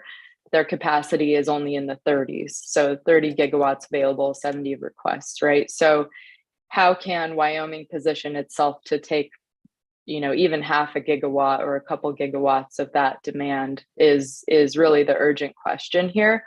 As we've seen from the all-time high hash rates, miners recover really quickly. So it only took a year to bounce back from the China ban. And most before that, probably about half the mining in the world was done in China. So that's something where Wyoming hasn't completely missed the boat, but I think this summer, is really where the gap will be much more difficult to jump and become wider for Wyoming.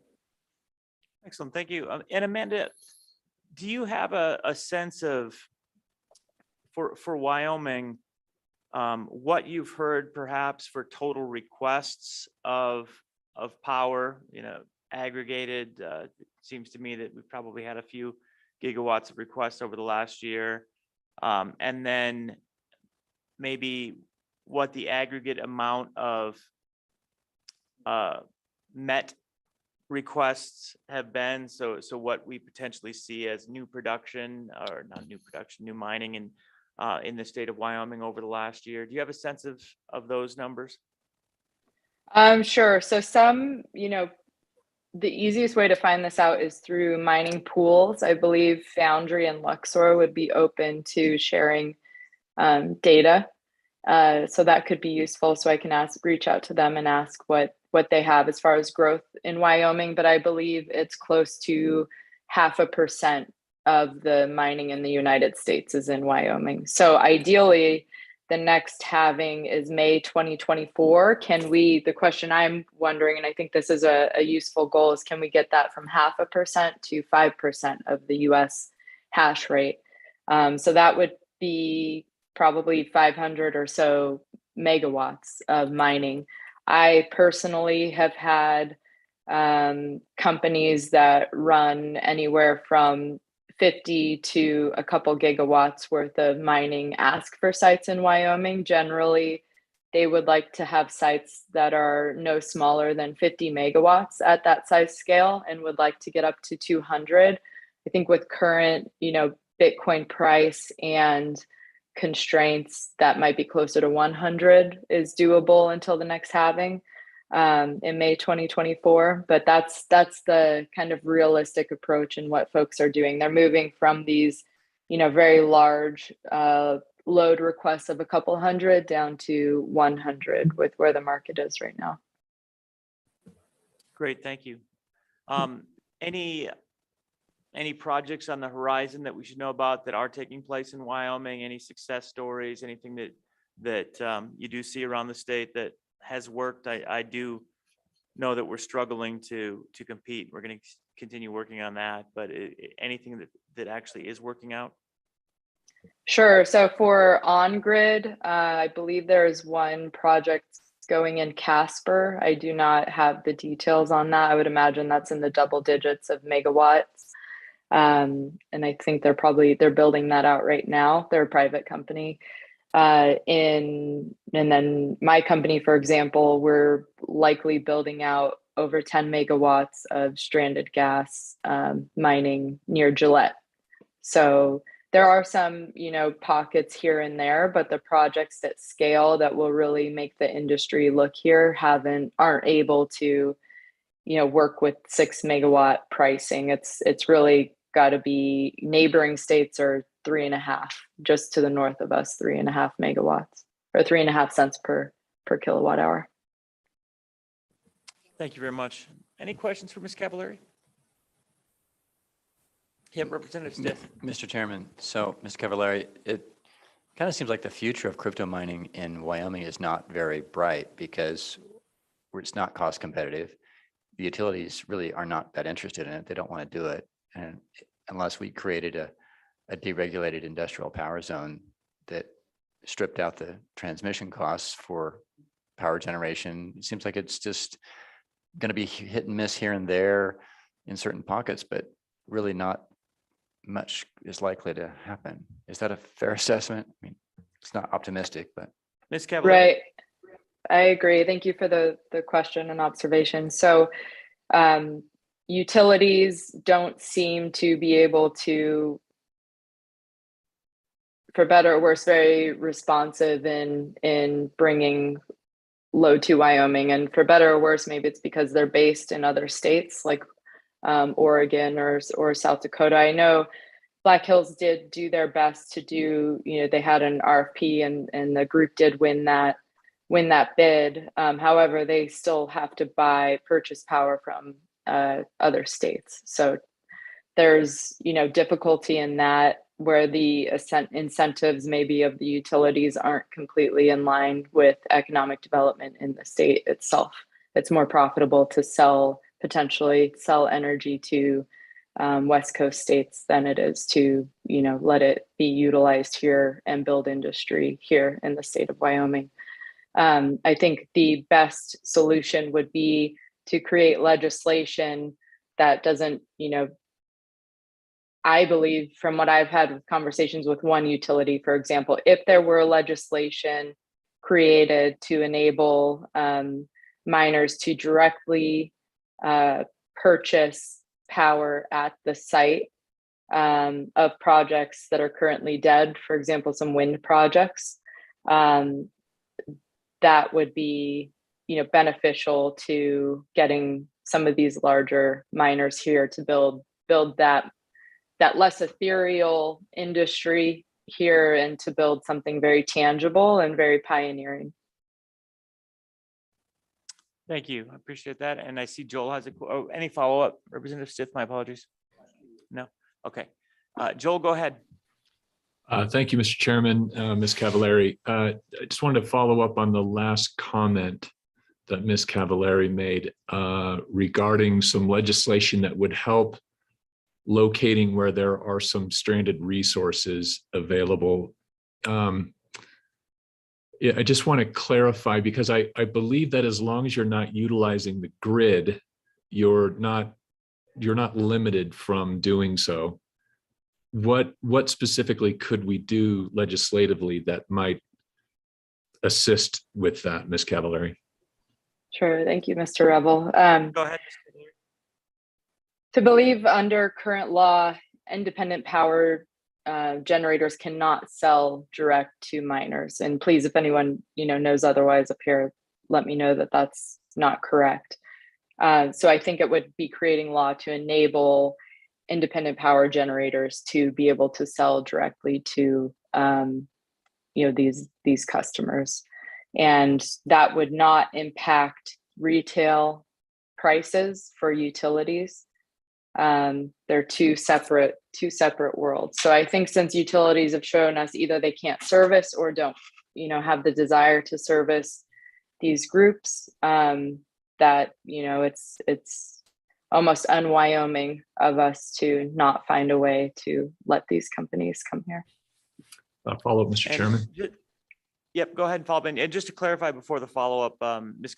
Cavallari is accurate. You cannot sell power from one company to another company, regardless of whether you're using the grid or not, under Wyoming law. And I actually did have draft legislation drafted. We're working on this a little bit over in the Minerals Committee as well. And that is one of the bill drafts I requested. So that's under review right now. Anyway, go ahead and ask. Thank you, Mr. Chairman. I maybe will direct this question to you as well, then, given that information. So even if we're not utilizing a utilities infrastructure of any kind, that's not permitted under current statutes or rules? Yeah, it seems almost shocking that you could not directly sell power to someone, but you cannot directly sell power to someone. And it's even worse than that, because to receive the federal tax credit for wind power, for example, you have to sell the power. So if you're a company that owns all the assets and you self-generate, you cannot claim the wind tax credit, which leads to some kind of interesting business models as a result of that awkward nature. And so one discussion that I think is reasonable, and we could have it here if the Minerals Committee doesn't choose to take it up, is exactly that. If you're not using the grid infrastructure, just allowing for independent contracting of power production and sale between companies. It's also heavily resisted by the utility sector. Follow up to that, Mr. Chairman, if I could, please. Go ahead. Is that intended to protect the utility's ability to provide fair pricing across its region and to sort of subsidize, I guess, the more remote retail customers who are receiving energy? And is the fear that by allowing an unregulated entity to come in and sell power that would undermine that infrastructure? Is that the idea? Short answer is yes. So you have a circumstance where a provider for a regulated area will, through the regulation and rate base, be approved to build a certain amount of power. And then that power is going to be billed out to the ratepayers of the state or of that area. And through that regulation, then you're going to calculate, all right, well, this is the capital cost, this is how much each individual has to pay.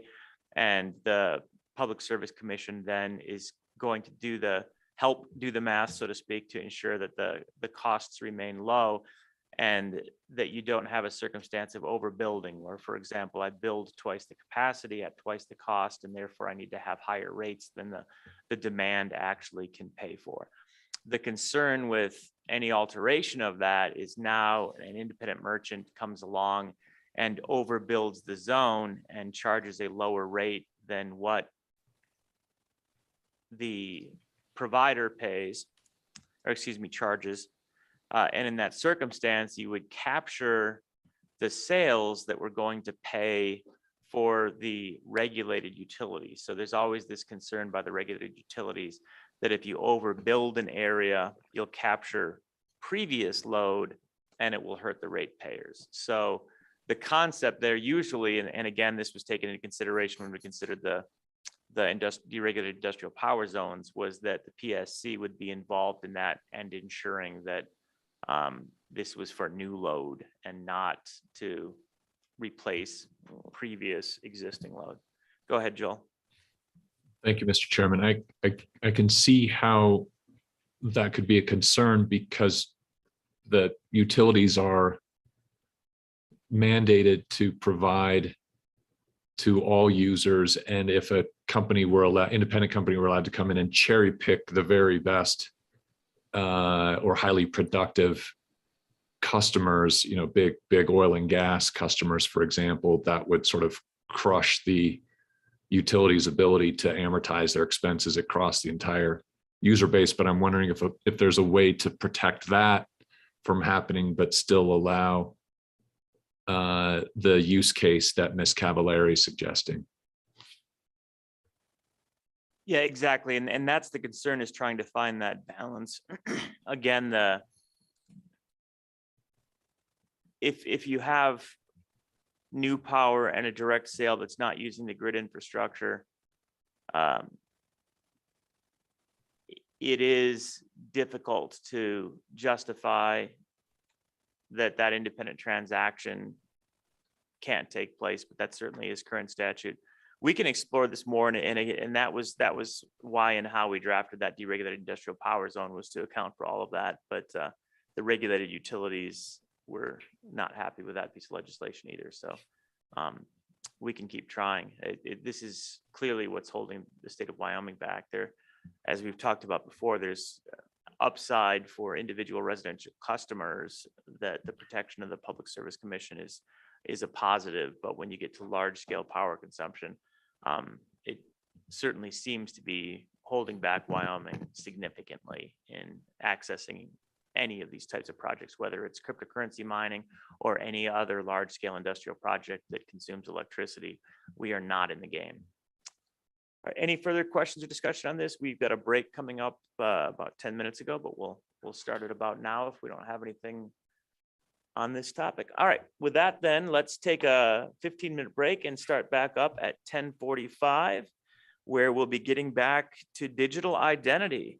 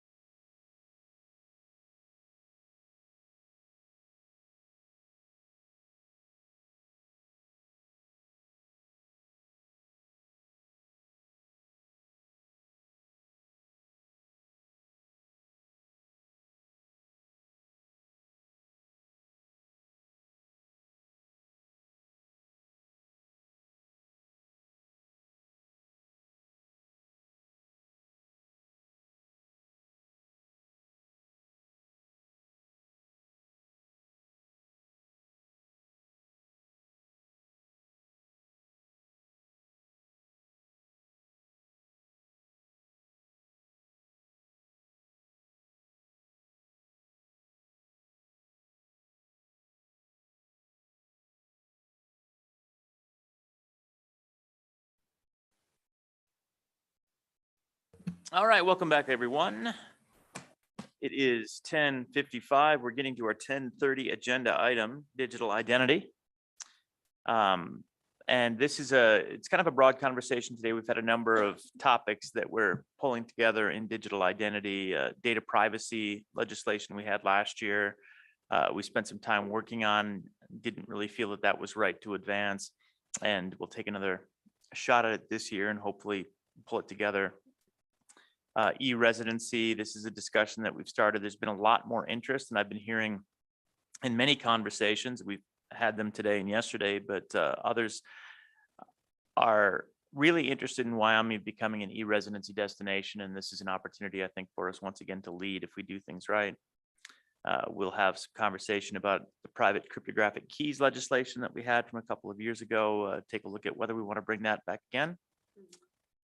And just generally see where we want to take the digital identity conversation this year. But I think there's a lot of opportunities for us to put forward some new puzzle pieces there.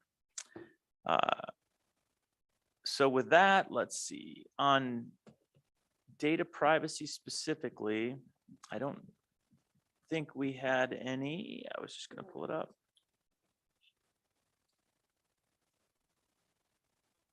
Anything prepared by LSO? We didn't have anything on that topic, right? Okay. So we'll just be getting into public, or getting into our invited testimony. Pull that up.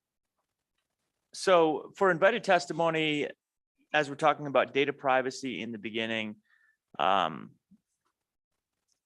we've got a few members of the data privacy group that had been working on the digital identity legislation, and we can bring them in for a discussion. But I think some of this is just generally open discussion about how we want to proceed and what steps we can meaningfully take this year to move the ball down the field.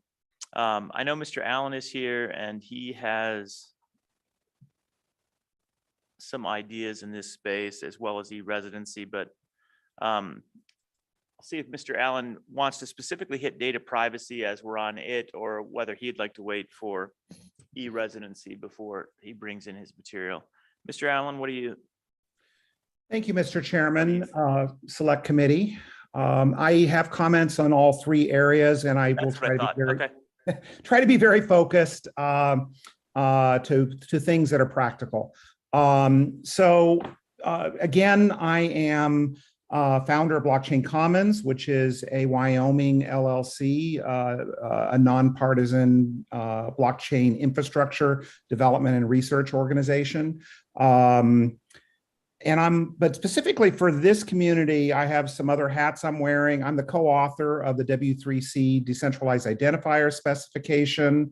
And I kind of represent a broader community of people around the world that are doing decentralized identity standards. I coined the term self-sovereign identity and the 10 principles of self-sovereign identity, so I have a long history there.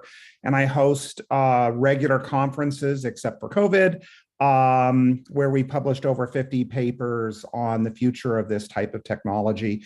And our next event, finally, will be in The Hague in September, and we're really excited with what's going on in self-sovereign identity in the EU. So, but specifically around this, Wyoming has done an amazing job setting a good foundation here. I mean, I think obviously digital assets were first, but we've really begun to kind of put a solid base after a lot of discussions with some of the experts you're going to be hearing from later.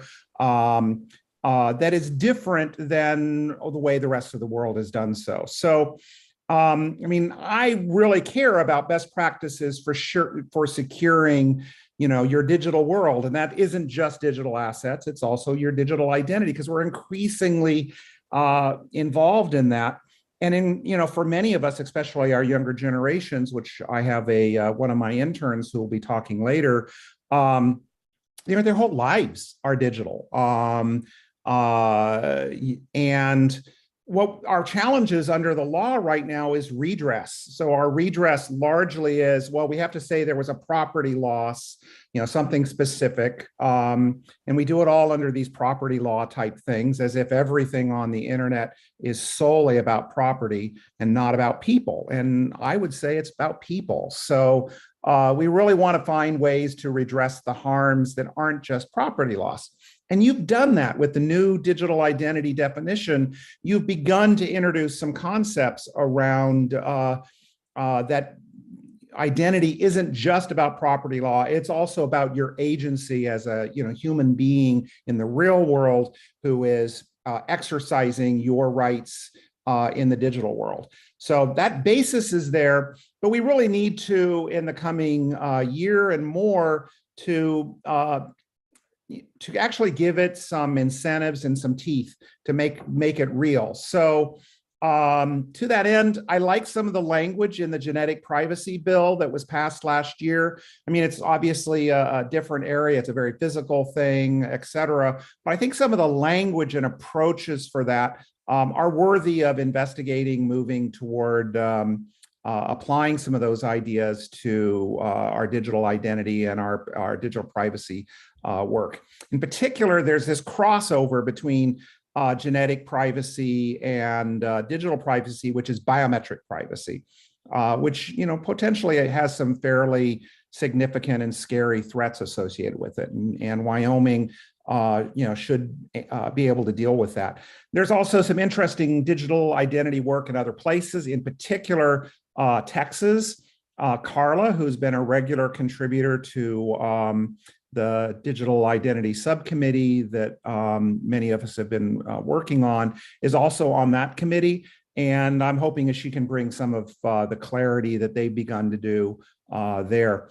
But specifically, I really want to see us look into how we can use these agency law, fiduciary duties, agency duties, leverage things like publicity laws, because in general, the Constitution says we should be, able to avoid unreasonable search and seizure of our effects. Well, now we're talking about digital effects, and it isn't just, governments that we need to be careful about. It's all these other agencies, companies, organizations, or whatever that are, putting their hands and saying, no, that's ours. Back to maybe a fundamental, what's in, I joke that it must be in the Wyoming Constitution, good fences make good neighbors. Well, we're trying to create some fences in the digital world.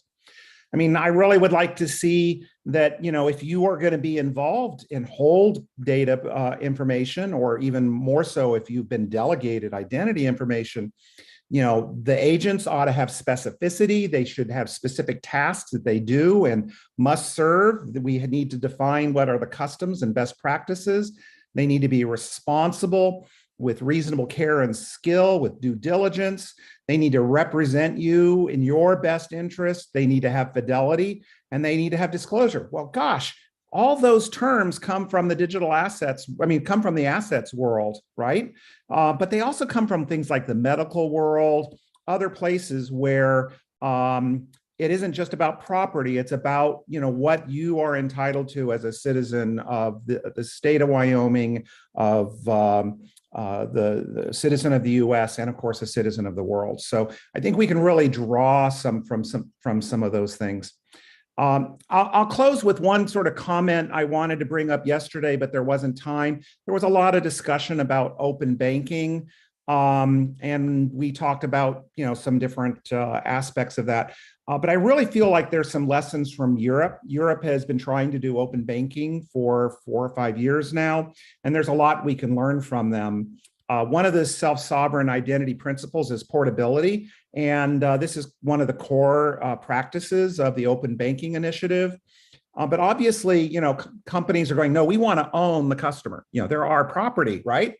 So they are trying to make it difficult for you to be, to bring your, say, banking information from one bank to another. So they've had to give it some teeth. There's been some privacy things that they've had to deal with. And I really feel like there's some good things there. There also are some things in sort of the e-residency stuff we'll be talking about later that may apply to open banking. So that's it. Thank you for the opportunity for the last few years to address the legislature through testimony in this task force and select committee. I always remain available for discussions and clarifications. And this year I have the added advantage of some summer interns that are pre-law students, et cetera, to be able to help me be able to offer you good technological advice. Thank you very much. Excellent. Thank you, Mr. Allen. Appreciate that. And again, on data privacy, I think Daza probably wants to talk about data privacy as well. So let's go to Daza Greenwood and bring him up, and then I'll look for kind of a show of hands who wants to specifically address the data privacy aspect of it in a minute. But Daza, welcome. Good to see you. Thank you very much. My name is Daza Greenwood, and I'm here speaking in my role as head of civics.com, sort of my private capacity. And the main thing I wanted to say for the committee is that there's been a major, new advance in the area of privacy law with respect to individuals' rights over their personal data since the last committee meeting. And that namely is a new bipartisan federal bill that dropped just about a week ago, which I've been quite active with. And if the members aren't familiar with it, it's the American Data Privacy and Protection Act. And it's situated in the Commerce Committees in the House and the Senate. I think it would be worth looking closely at its provisions, which in general, I'll just say, I think are pretty good overall. There has been some pushback from like the EFF that it maybe isn't strong enough, and there's been some pushback from industry that maybe it's too strong. These are probably good triangulation politics here. My view, since I'm testifying, is I think it's pretty good. And the two scenarios that might be worth gaming out are, number one, if it doesn't pass, and in this Congress, that's obviously a pretty reasonable scenario. Is there something about the structure of this bill that that could be used as another input in looking at the formulation for a state bill? And I think there really is. The other scenario is if it does pass, and it's possible, at least from the chatter I'm hearing, and if it does pass, then the question becomes, what is the role for states? Now, you'll notice if you go to the end of the text that there's a fairly aggressive preemption provision. However, that's not the whole story. There are some exceptions to the preemption, and there's also another important provision structurally in the bill that would recognize basically entities coming together to self-regulate in ways that meet or exceed the requirements of the statute.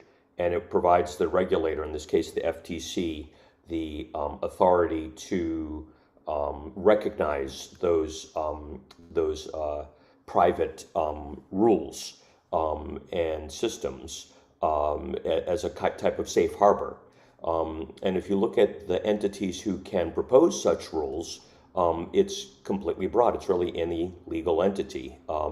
And so, speaking now partly as a former state government lawyer, I always think states first, and we were involved when I was doing this in the 90s in all kinds of public-private self-regulatory types of systems to help promote. At that point, it was e-commerce, but same basic idea may apply in terms of convening entities and getting engaged with trade associations and other entities maybe collaboratively to look at creating such systems. And I think there is a definite role for state legislation in various ways to help support and reflect such schemes, which then have the effect of, I wouldn't say evading preemption, but basically fulfilling a leadership role at the state level. And I guess I'll leave it there for right now, and just commend for input to the next working group meeting that we probably should do a section by section read through of this bill and see what we can glean from it. And so with that, I want to thank the committee for your time and return the floor. Thank you very much, Daza. Any questions for Daza? And I forgot to ask questions, I think, of Mr. Allen. Any questions for either of them at this point? We'll have an opportunity to discuss in a minute. Go ahead, Representative Stith. Mr. Chairman, Mr. Greenwood, if you were betting, what's the likelihood of that the American Data Privacy Protection Act will pass, and by what year do you think? Go ahead, Daza. Sure. I would say, I think there's seriously like a 20% chance it could pass before we get too much closer to the midterms. And that's partly because of this pressure with the with antitrust bills. And so there's a lot of weird politics going on right now, but there's actually some desire in some very powerful circles to deflect the attention, is how it looks to me, from Congress, from the antitrust bills to something else that's kind of shiny. And so there's like a weird bank shot possibility that we actually could get legislation this year. Also, it happens to be solid legislation and it's bipartisan. After that, it's hard for me to see, I guess I need to understand who wins the elections and what are the politics next session, but, probably the chances go down again for a while. Thank you, Des. Any follow-up? No, good. Any further questions at this time? All right, and Des, I think we do really need to go through this in detail and appreciate you bringing it and raising it as a point of discussion today.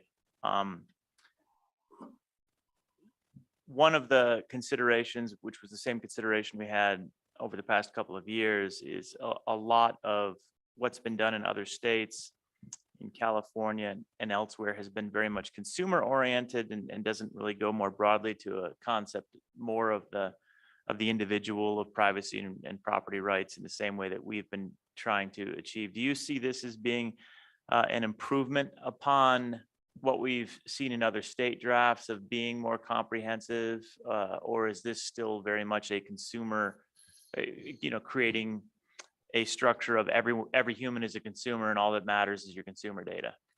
It's broader, both in terms of who it applies to on the individual's side, as well as the covered entities that it applies to, and it's also broader than most of the state legislation in terms of the data that it applies to. So I'd say it's going the right direction in that sense. Excellent. Okay, good. Yep. Well, let's dig into this and understand it better. Thank you so much for raising this. Thank you. All right. Still on data privacy, just by a physical show of hands of the folks on the screen, who wants to speak on data privacy that hasn't already? All right, I'm not seeing anybody. Good. Do we have anybody else that, do you want to speak on? I just had a minor comment to add to Daz's. Yep, go ahead. It's been really quickly. Yes, I think one of the key things is a lot of the innovation, Texas, et cetera, has been around the personal privacy. I think that there's a lot of opportunities because corporations need privacy as well, and there's some nice on-ramps where we can give some specific entities, which include people, but also include corporations, very specific privacy capabilities that will be useful if they accept, being operating under Wyoming law. So there's synergy with e-residency, there's synergy with the Wyoming digital assets, et cetera. And this can address some of the obstacles of the fact that people go, oh, well, Wyoming's so small, we can't force Google to do things. This is a little bit different. We can say, no, when you're under under Wyoming law with these digital identity type things, we can offer you benefits. And I think that's another strength of thinking about some of this type of stuff. Thank you. Thank you. All right, let's go into other folks that I have on my list. I've got Raza Khan. I think I see Raza. Let's bring Raza. Welcome. Thank you. Good morning. Thanks for hosting me. Good to see you again. Mr. Chairman. Yep. Thank you to the committee. So I wanted to talk about e-residency, and I'm hoping my bandwidth isn't spotty, but hopefully it comes through smoothly. A lot of kind of my focus and interest in blockchain has predominantly been on smart contracts, looking very closely at legally enforceable agreements. The long-term trajectory of the industry is to create programmatic agreements that are self-adjudicating. It's going to take time before smart contracts get to that level of robustness. In the interim, there are still going to be a lot of agreements that will be between individuals, so person-to-person agreements, person-to-entity agreements, and of course, the common entity-to-entity agreements. Most of the DAOs that have emerged in the last year, estimates are somewhere between 5,000 and 12,000 DAOs with treasuries of north of 10 billion. A lot of those are basically reliant on person-to-person agreements where participants are voting on unstructured language. And when disputes arise, they tend not to have a way of easily enforcing them.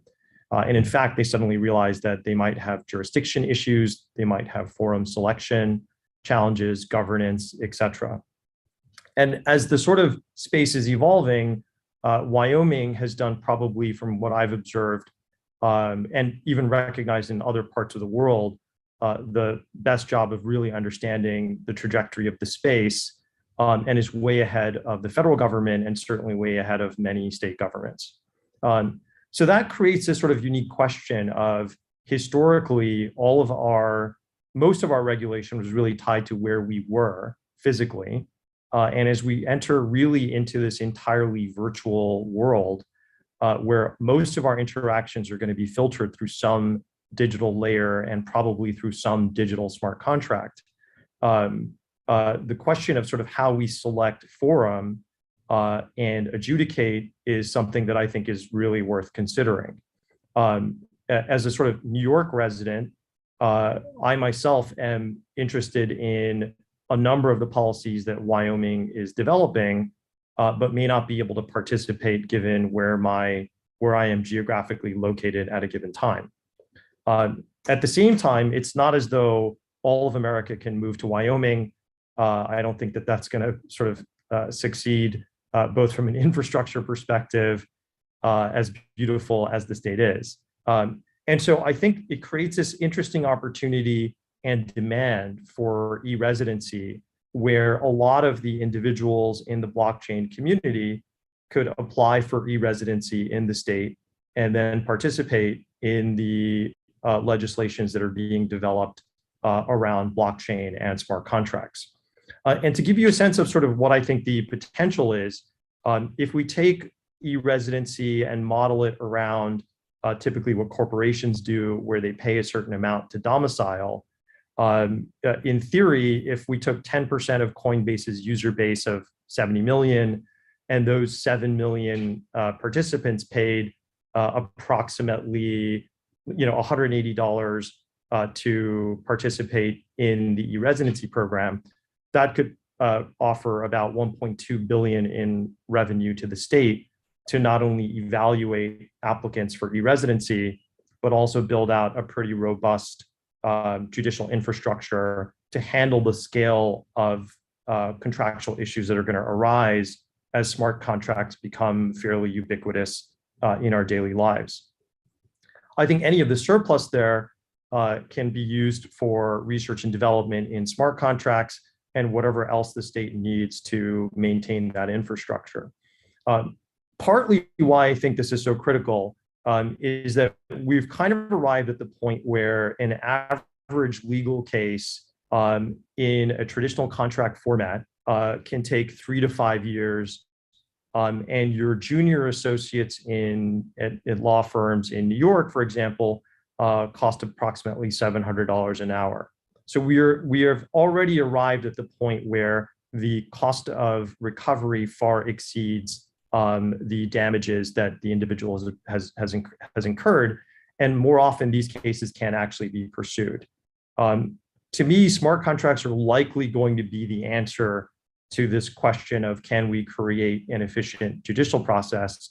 And if Wyoming is the leader in establishing the laws and the procedures, I think it's more likely that I and many others would want to become e-residents of Wyoming. So that's the fundamental premise. I think the benefits could be numerous, including participating in some of the data privacy provisions that the other people who've testified to. Some of the banking provisions, DeFi lending could all suddenly become standardized in a very large virtual jurisdiction, comprising a large number of US citizens and permanent residents. Thank you. Excellent. Thank you, Raza. Appreciate that.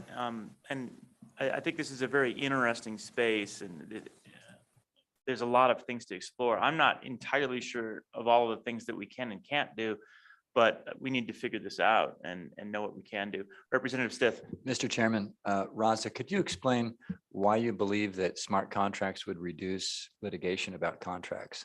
I mean, I understand that smart contracts make the contract drafting process much more efficient. That makes sense to me. You save a lot of time on the front end, but it seems like people are people and they're going to have disputes. So is there something about smart contracts you think that would actually reduce litigation? Raza, go ahead. Yes. Yeah, absolutely.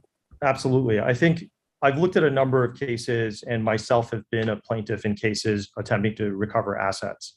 There are a number of very low-hanging obvious examples.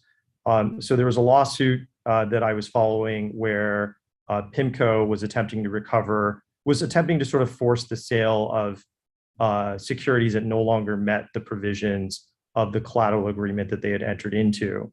And that's an example where a smart contract would simply read the data about the security, determine that it's not qualified, and then automatically proceed to liquidate. Instead, in this case, the manager had chosen not to liquidate, so PIMCO was forced to go into court, and it took about 3 years to resolve that. Another simple example from a different legal case is the investors are looking to audit their returns and sort of the use of proceeds. The process of simply getting bank statement data has been about a 2 to 3 year process. Over time, it's likely that smart contracts will enforce account control agreements, and shareholders will automatically be able to go in and review that data without having to run into court. And those are just two basic examples. Our team has been looking at dozens upon dozens of examples that tend to clog up the courts, whether it's asset conversion or other types of fraud. And Raza, I'm going to go back to Representative Stith in a second, but we've chatted, but you didn't introduce yourself at the beginning. My apologies. I should have asked you to at that point in time. So will you take 2 seconds to introduce yourself to the committee? Sure. So my quick background is I started off first by working on income contingent sort of securities where we were investing in individuals for a percentage of future gross income. That required a deep analysis of lending law and securities law. That evolved into an education finance company that was public on NASDAQ. We originated a fairly large amount of education loans and then went on to sort of build an asset manager that reviewed whole loans and securities collateralized by these loans. We use a lot of technology to evaluate those assets as well as the compliance of the issuers to the documents. Most of that we did using programs, and that platform grew to a little over 6 billion in assets. And then since then, most of my focus has been on venture projects related to legal infrastructure and smart contracts. Great, thank you. Representative Stitt, did you have follow-up? No, Mr. Chairman, I'm always interested in how we might make the legal system more efficient. I mean, I was supposed to be in a trial today, actually. They got continued, of course, until sometime later in the future. And this is Convenient the for us. second trial, and the first trial in that contract case happened in December of 2018. So good litigation never really quite ends, but happy to be here. Well, and one thing that about this discussion that I guess will generally be applicable to the entire e-residency discussion is how much from a corporate standpoint, I think we have a good handle on, yeah, if you're domiciled here, then you have access to Wyoming law, but there still might be forum shopping of some sort, and there's a lot governing that. So that's something that's understood. As an individual, if I'm living in New York State arbitrarily, but I want to be an e-resident, whatever that means of the state of Wyoming, however we define that, what could the state of Wyoming grant that individual that is not physically domiciled in the state of Wyoming? But we know that if we made them an individual LLC, somehow we could link them to Wyoming, but as that individual person, can we declare that they're being governed in certain circumstances by Wyoming law, and that those individuals would have access to Wyoming courts? Is that even a concept that folks have worked with? Is that something that's familiar to our attorneys? I mean, what can we do? We have plenty of attorneys around. Surely one of you has some thoughts. Representative Stith. Well, Mr. Chairman, I'm not sure if people would want to be e-residents necessarily if the price of that were that they get to be an e-resident. Congratulations. Now you can be sued in any court in the state of Wyoming, right? So we could put that in statute and say that by voluntarily choosing to be an e-resident, you've availed yourself of the privileges of Wyoming law. And so therefore, congratulations, here's your summons and complaint. See you in 20 days, right? You know, I don't know of a great upside to that. I mean, everyone's familiar with the background law of due process, that you can't be, you know, if you don't live in Hawaii and have never been there, you can't be sued there. Essentially, that's the basic law of it. And famously, well, not famously, but when our state treasurer tried to sue the Standard & Poor's or Moody's rating agencies about their ratings that in 2008 and 2009 that actually damaged the state's portfolio, the Wyoming Supreme Court said, well, Moody's and Standard & Poor's don't have enough contacts with the state of Wyoming to subject them to the jurisdiction of the state. So anyway, kind of a lot of due process in the background there. I'm on e-residency. I'm not convinced that. I mean, I see how it works for Estonia. That kind of makes sense to me, that they've got embassies all over the world. They can verify people's real identities. You know, for e-residency, I'd like to hear more about why it would benefit us, or frankly anybody. But anyway. Well, sorry I for think rambling there's, on. I mean, from the business case standpoint, if we're offering service, and even the one that Representative said that you dismissed about, well, they wouldn't want to be served in the state of Wyoming, I think they would if they were dealing in digital assets and their digital identity was important to them, and we have clarity and other states don't. I can see where they would want to avail themselves of our law and our chancery court system and other, well, as individuals, they might not have access to it, but at some point in the future, perhaps we could do that. But if we provided clarity in the digital asset space that didn't exist in their home state, and they wanted to avail themselves of the way we do things here without living in the state of Wyoming, they might want that service of process to occur on behalf of from Wyoming, even though they've only been here a few times. Would we have the authority in that instance if they want to opt in, even if they've never been here? If they're saying, but yeah, I'm a Wyoming citizen to the greatest extent that you'll allow me to be one, could we through statute do that, or would that be something that other states wouldn't honor? Well, Mr. Chairman, if I may, certainly right now people can have venue clauses and choice of law clauses to select Wyoming, and if we can, change state law to improve the fortunes of lawyers in Wyoming, I think that's good for America. So I'm always open to that. I feel like somebody should be singing a song in the background on that one. Mr. Chairman. Venue shopping though, the venue clauses, that tends again to go to a contract. and usually, I believe, is assuming that we're talking about a corporate structure, and then that's falling under Wyoming corporate law. Is Mr. there Chair- an individual person venue clause legal concept? Do we think there is? Yeah, go ahead. Mr. Representative. Chairman, yes, I mean, you can sign an individual contract saying, I agree not to compete with my former employer for a period of 5 years within 1,000 miles, and I agree that the venue for that will be in Green River, Wyoming. You can do that now. Okay, interesting. Anyway, any further questions for Raza? I think this is a great topic to explore a little bit. Mr. Chairman? Yep. Go ahead, Mr. Allen. And briefly, I was going to go through others on e-residency and then have you back clean up, actually, Mr. Allen. So did you have I a don't quick? mind. Yeah, this is, I'll do that later. I just wanted to directly respond to this because it wasn't part of my presentation. Sure, so please. clearly, if you buy a car or buy some property in Wyoming, you have title there, et cetera. You have, matter that I'm in California, those particular assets, which are personal assets, are able to be handled under Wyoming law.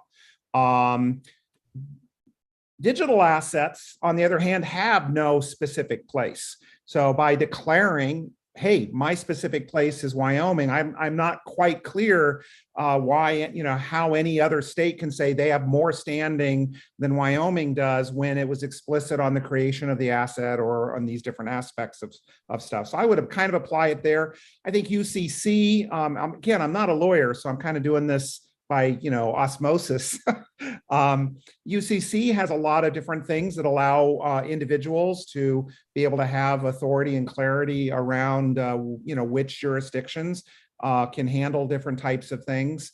I feel like there may be some insights and capabilities there. And then I just wanted to close with what are the benefits. My best corporate attorney ever was not about winning in court.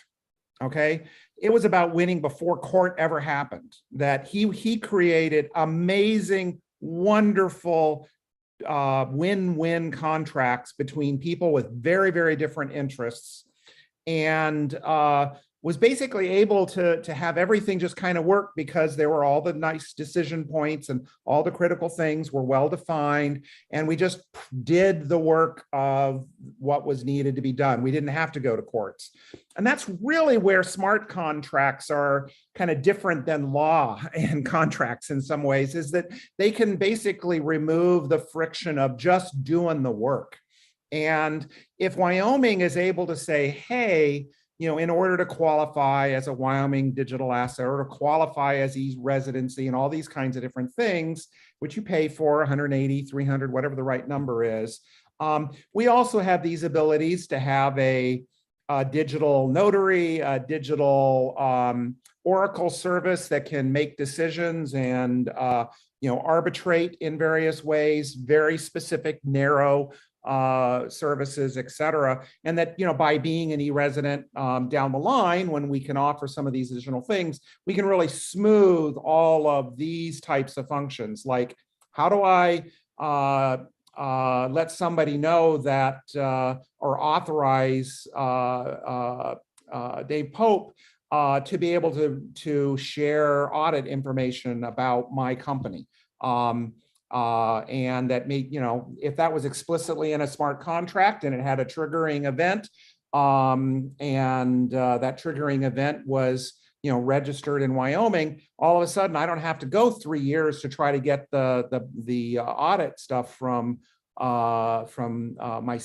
CPA. I can just get it. So I think there's a lot of opportunities for just keeping things from going to court by just allowing things to move swiftly and smoothly. And then if they can't, having lawyers, judges, et cetera, in the Chancery Court who truly understand digital assets in the digital world and can, be much more swifter in making decisions. That's it. Excellent. Thank you, Christopher. Any questions at this time, committee, for anyone that we have before us. Okay. Let's move on then to Josh. Josh, Thank you, Mr. Chairman. Rubaugh, welcome. And will you say, yeah, introduce yourself, please? I don't know if I got your last name correctly, but please introduce yourself to the committee. The floor is yours and welcome. Great. Good morning, everybody. Thank you, Mr. Chairman, and thank you, committee. My name is Josh Rubaugh. I am currently represented as a board advisor for the Jackson Hole Tech Partnership. I'm also an experienced energy and power specialist with experience across sectors in development, finance, as well as tech investing and general startup advisory. Today, I'll be speaking on e-residency, some of the trends that I believe support it, and some of the something that a strong e-residency program could help bring potential economic benefits to the state of Wyoming.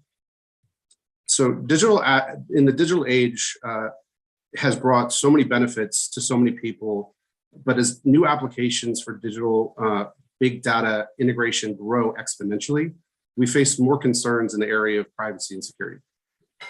In this new era of digital transformation, the stakes are only getting higher. I believe people want to feel safe at home and online, and I feel that they want their assets to be protected.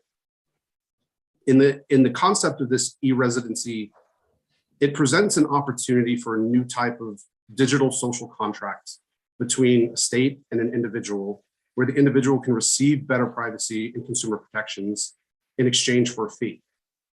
That could bring potential new revenue source to the state. Raza touched on this briefly, and I'll continue to cover that a little bit later in my testimony.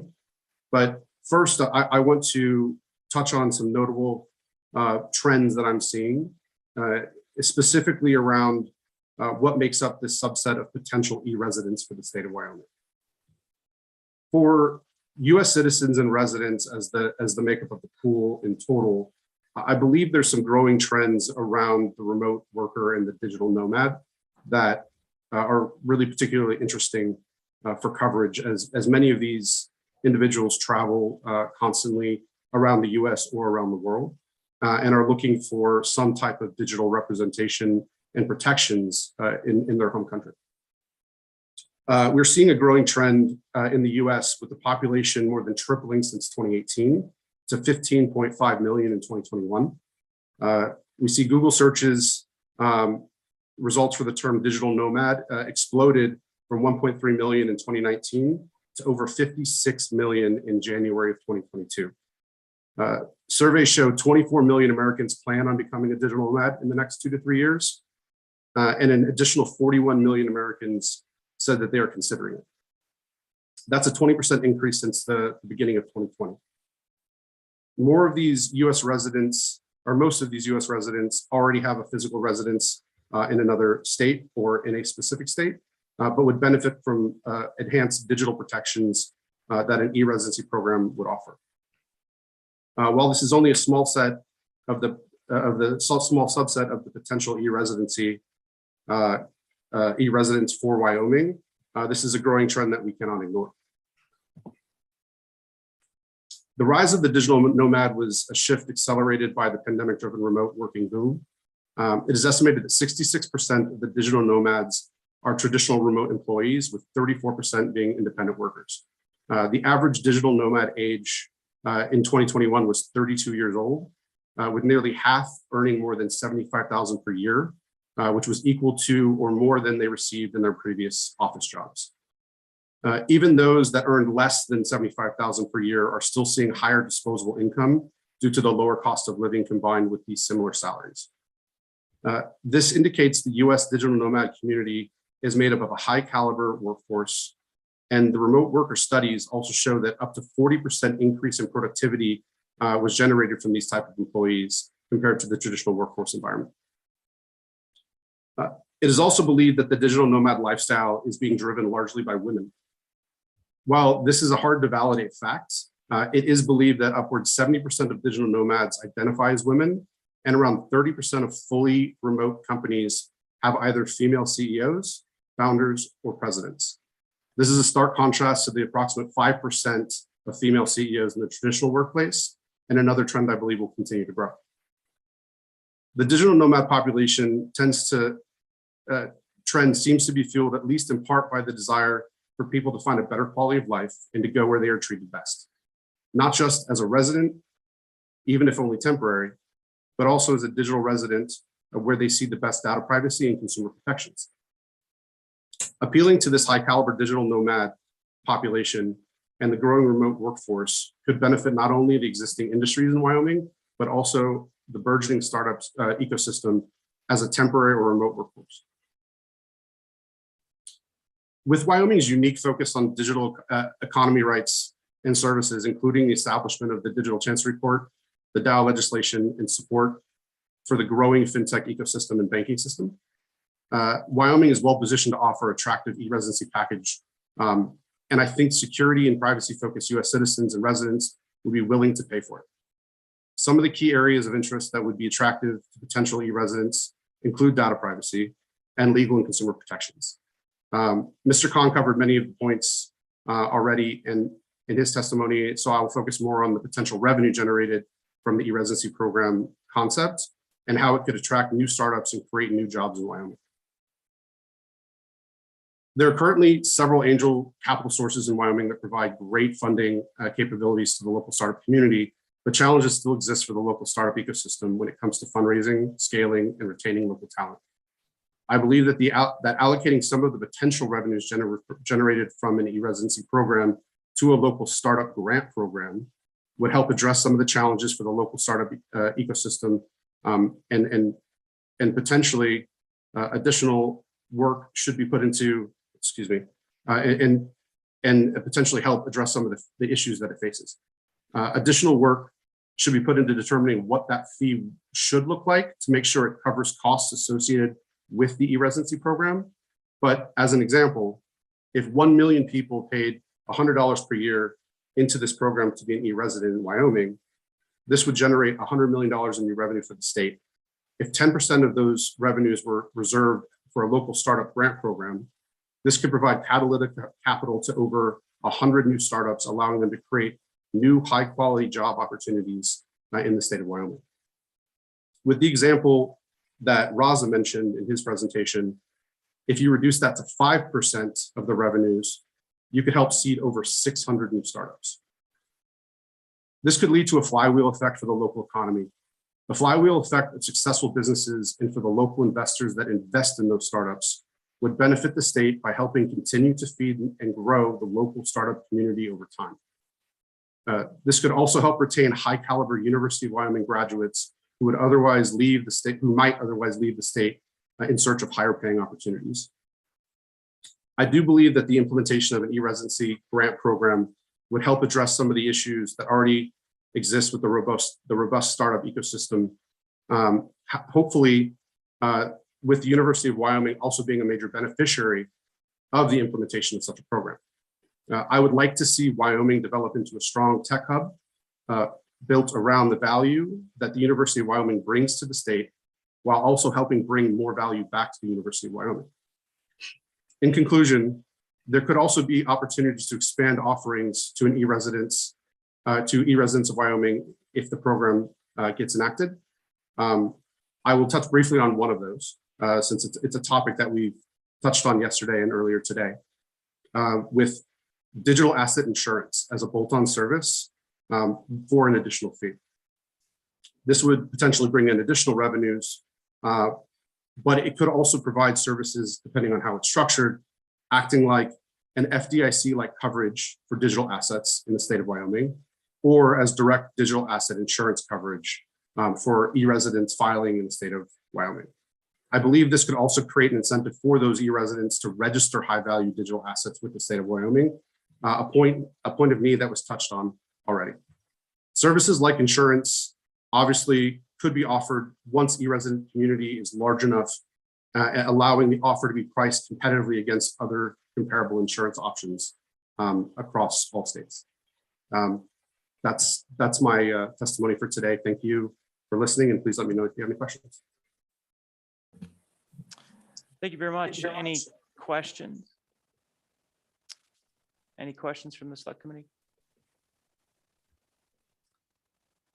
So Josh, I thought the idea of the insurance is an interesting one, where if you do build up a sufficient e-residency community, that would be a very easy business model to then integrate into that e-residency system, where either it could be an optional insurance provision, or it could be just a uniform provision to grow a larger pool and make that effectively one of the services provided with the annual registration fee or something along those lines. So that's a interesting thing to incorporate in this discussion. Thank you, Senator. Any other questions for Josh?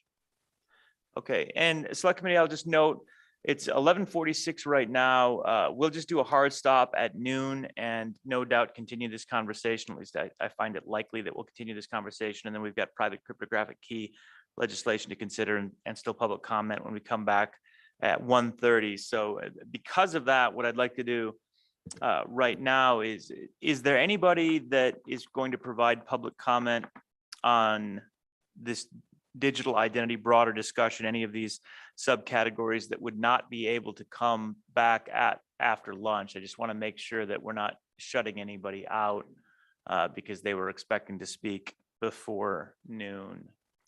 This would be a great time to raise your hand or chime in if you can't come back. I don't believe we have anyone. All right, so we're just going to continue the conversation. I think we've got Colin Kinnery. You are Colin, up, yes, sir. Welcome. Yeah, Colin's joining me in my presentation. So if you. Oh, is that right? Okay. And I don't know if I assume he'd be joining you if is he available? I think we've got a.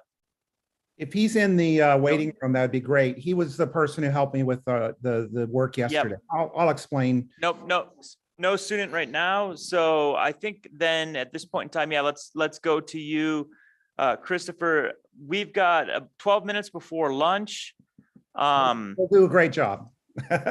All right, excellent. Let's do that. Okay, so thank you again for the opportunity to share with you some thoughts on e-residency. I'm Christopher Allen, Blockchain Commons, and with me, he'll introduce himself in a minute, is one of our new summer interns. So I'll leave that to him. So just a quickie overview. First, what is e-residency? The most famous one is in Estonia. It was offered starting in 2014, and it basically allowed non-citizens online access to various government services, of which the most significant was the ability to register an EU corporation. Really want to be clear here, despite it's being called e-residency, it is not about legal residency. It's not about citizenship. It's not about visa or travel documents. It's not about tax avoidance. It's really about combining the digital commercial agent possibilities along with the communication contact. So they basically enabled both of those types of things to kick off their ability to offer a variety of services to non-residents of Estonia under Estonian law. So what are the benefits to people who register there? Well, it's the startup costs are reasonable. It's all available online. Very importantly, fast setup of banking services. The taxation is totally transparent. People know exactly what it is that they're going to owe under that. Estonia in particular doesn't have a tax on reinvested profits. So that's advantageous especially for research and development oriented companies. And obviously Estonia, EU courts, Eurozone, business and capital. But a number of parties that I know who have Estonian corporations are getting grants from Eurozone NGOs, et cetera. And I've been very tempted because I had, a major EU organization say, hey, as long as you're an EU organization, we can give you this money, no stock, needs to be bought or anything else like that. And that was like a pro. I think it was only because of COVID that I didn't take advantage of that. But why Wyoming? Well, you've already set the legal stage. You have shareholders can be represented by keys. You have a state corporate filing system. You can put stock records on the blockchain. Digital assets are under the UCC. You have a support for DAOs. You have a definition for personal and corporate digital identity. You've done the hard work. Now it's just a matter of implementing it. And I'm going to talk to that in a second. But at the last time I introduced this last year, one of the members of the committee had some questions that I wasn't able to answer. So I asked Colin to share briefly about some answers to those questions last year. Colin? Yeah, thank you very Colin, much. the floor is yours. Christopher, Welcome. Mr. Chairman, Mr. Co-Chairman, Select Committee members. My name is Colin Canary. I am a pre-law intern this summer at Blockchain Commons. I'm entering my senior year at Wabash College, and I'm majoring in rhetoric and in politics, philosophy, economics. I want to thank the Select Committee and really the state of Wyoming for all you've done to lead the way in this type of legislation. And the work you've done is truly inspiring and impactful, especially for people my age looking to enter a world of secure digital opportunity. Me personally, I will be applying to law school in a couple months, and Christopher Allen last month actually pointed me in the way of University of Wyoming law, so that's a part of the list too. And so with that brief introduction, I thank you for allowing me this opportunity to testify. So as Christopher noted, there was a question, and it was, will e-residency give jobs away or bring business to Wyoming?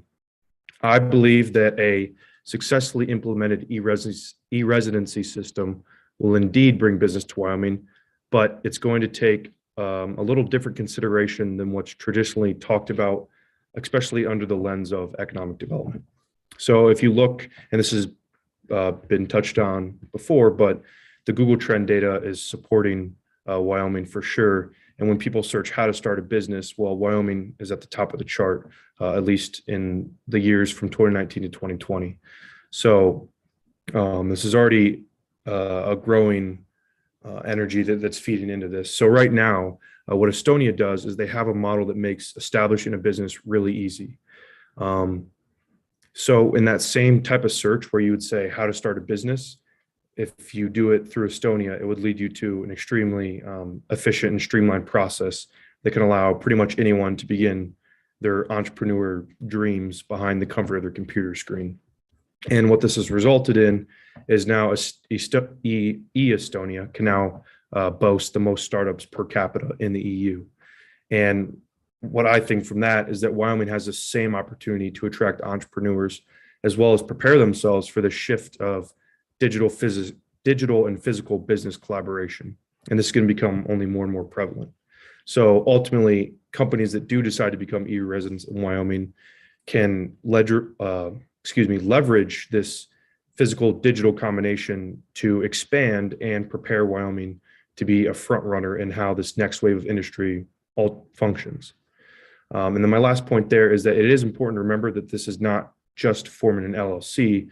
It's also understanding how these blossoming corporations are channeling blockchain technology to, for example, register assets and enter the US economy. So what I say is that there must be a new set of questions. And right now, the typical approach in regards to business attraction development is that companies, when you go out and try to attain companies and bring them into Wyoming, that's good for the immediate economy because it offers jobs. But this doesn't account for this new wave of entrepreneurship. And there should be a focus on more than just bringing the brick and mortar corporations to Wyoming. And so a better question really might be is, how can the development of digital companies through this proposed strong e-residency program be used to organize with the already pre-existing companies in Wyoming and outside of Wyoming to build the state's economy? For talent acquisition, once these companies are developed and established in Wyoming through e-residency, well, what happens when they need physical space and need more workers? Well, at that point, it certainly makes sense that the e-residency established companies expand and remain in Wyoming because they're already under the legal and just obviously all the stipulations that are already in place. So to the last point there on the slide is that essentially what you're doing is you're allowing Wyoming to germinate these companies through this novel program that no other state's done before. And with that, it's definitely vital to create the proper legal and functional infrastructure to let these companies flourish in Wyoming. And then, of course, model of what Estonia is doing, but Wyoming would do it much better. Which takes me to my last slide. And I'm not going to go and read these verbatim, but this is a slide of a qualitative study that was done, and it was published this year. And what they looked at is people who were outside of Estonia, and when they decided to enter this e-residency program, the type of state individual relationships that were formed. And the argument they made was pretty compelling. But what the excerpts really show is the aspect of identification. And this was fostered through e-residency. And I believe in the era of post-pandemic, there's a vast reliance and an increased level for handling business through really just your computer. And so expanding this program in Wyoming, it's really just a true companion to growing the digital wave of industry. So with this information, I hope I offered some insight and to take this impactful opportunity at stake regarding e-residency. Thank you all again, and I appreciate the work you guys do and will continue to do. Thank you. So Excellent. Thank you so much for that presentation. Yep. So let me, the base. Go ahead, Christopher. We've got. Going to keep it short. 2 minutes. I promise. Yeah. So what we want to be Wyoming to be greater than Estonia. We have the advantages of law. Let's do it better. Let's leverage W3C standards. There's some interesting work being done by U.S. Homeland Security around emerging standards for using DIDs in the U.S. government. Let's leverage that. I mean, Wyoming shouldn't have any issues with that. Let's do the UCC filings, the digital registered digital asset. Eventually offer certifications, tax receipts, free fee remittances. Let's get clarity on sales tax, licensing, various kinds of authorizations, including energy, oil, and gas certifications. And then ultimately, well, WRDA, we talked about that yesterday. But I also feel like this is broader than just the Secretary of State, because we may want to do educational credentials. We may want to offer trusted oracles for Wyoming statistics. And I can talk about how those can be used to create smart contracts that, you know, where the incentives are. You make Wyoming better, the statistics in Wyoming are better, this token is worth more. How? Well, start off with the Secretary of State. You know, they're supposedly supposed to be developing and implementing an industry-leading filing system. And, you know, by the end of this year, we'll see. But I think, you know, they're authorized, they have funds, we can do more to make them the best. So, you know, to do that, I really feel like they have to have a deeper understanding of digital signatures and about issuing verifiable claims, especially, again, in partnership with work that's being done in Homeland Security. And whenever possible, partner rather than implement. Let's not have, you know, 2 years of you know, requests for development of custom things for them. There are people already have this code. I demoed 2 years ago a working basic you know, corporate registration system using modern technology. They've done a lot of work in that general category. It would be pretty easy to do that. It could be that the select committee needs to create what I call a digital registered agent. This is what Estonia has. Right now, you have this commercial registered agent that is, you know, required for anybody, I think 10 or more companies. But digital registered agent, you may want to have additional requirements from them, but also additional things they can do, including KYC, other due diligence, partly so the Secretary of State doesn't have to do it. Thus, the Secretary of State only needs to verify the true Wyoming residency of a digital registered agent, define their duties and responsibilities, and then audit them to make sure that they're doing KYC properly, et cetera. Once that's done, basically, evidence is provided by the commercial digital agents. The Secretary of State can issue verifiable credentials, and then later we can offer digital assets and other things. But this is, I think, an easy on-ramp for doing this. And that's basically the end of my presentation. And Colin and I are both available over the summer to help make this possible. Thank you. Excellent. Thank you very much, Mr. Allen. And we're going to hold off on questions until after lunch and reassemble right at 1:30 to start this discussion, because I think there's a lot that we need to go through. So be ready, Mr. Allen and Colin and everyone else, to kind of engage as we develop some questions and thoughts over our lunch.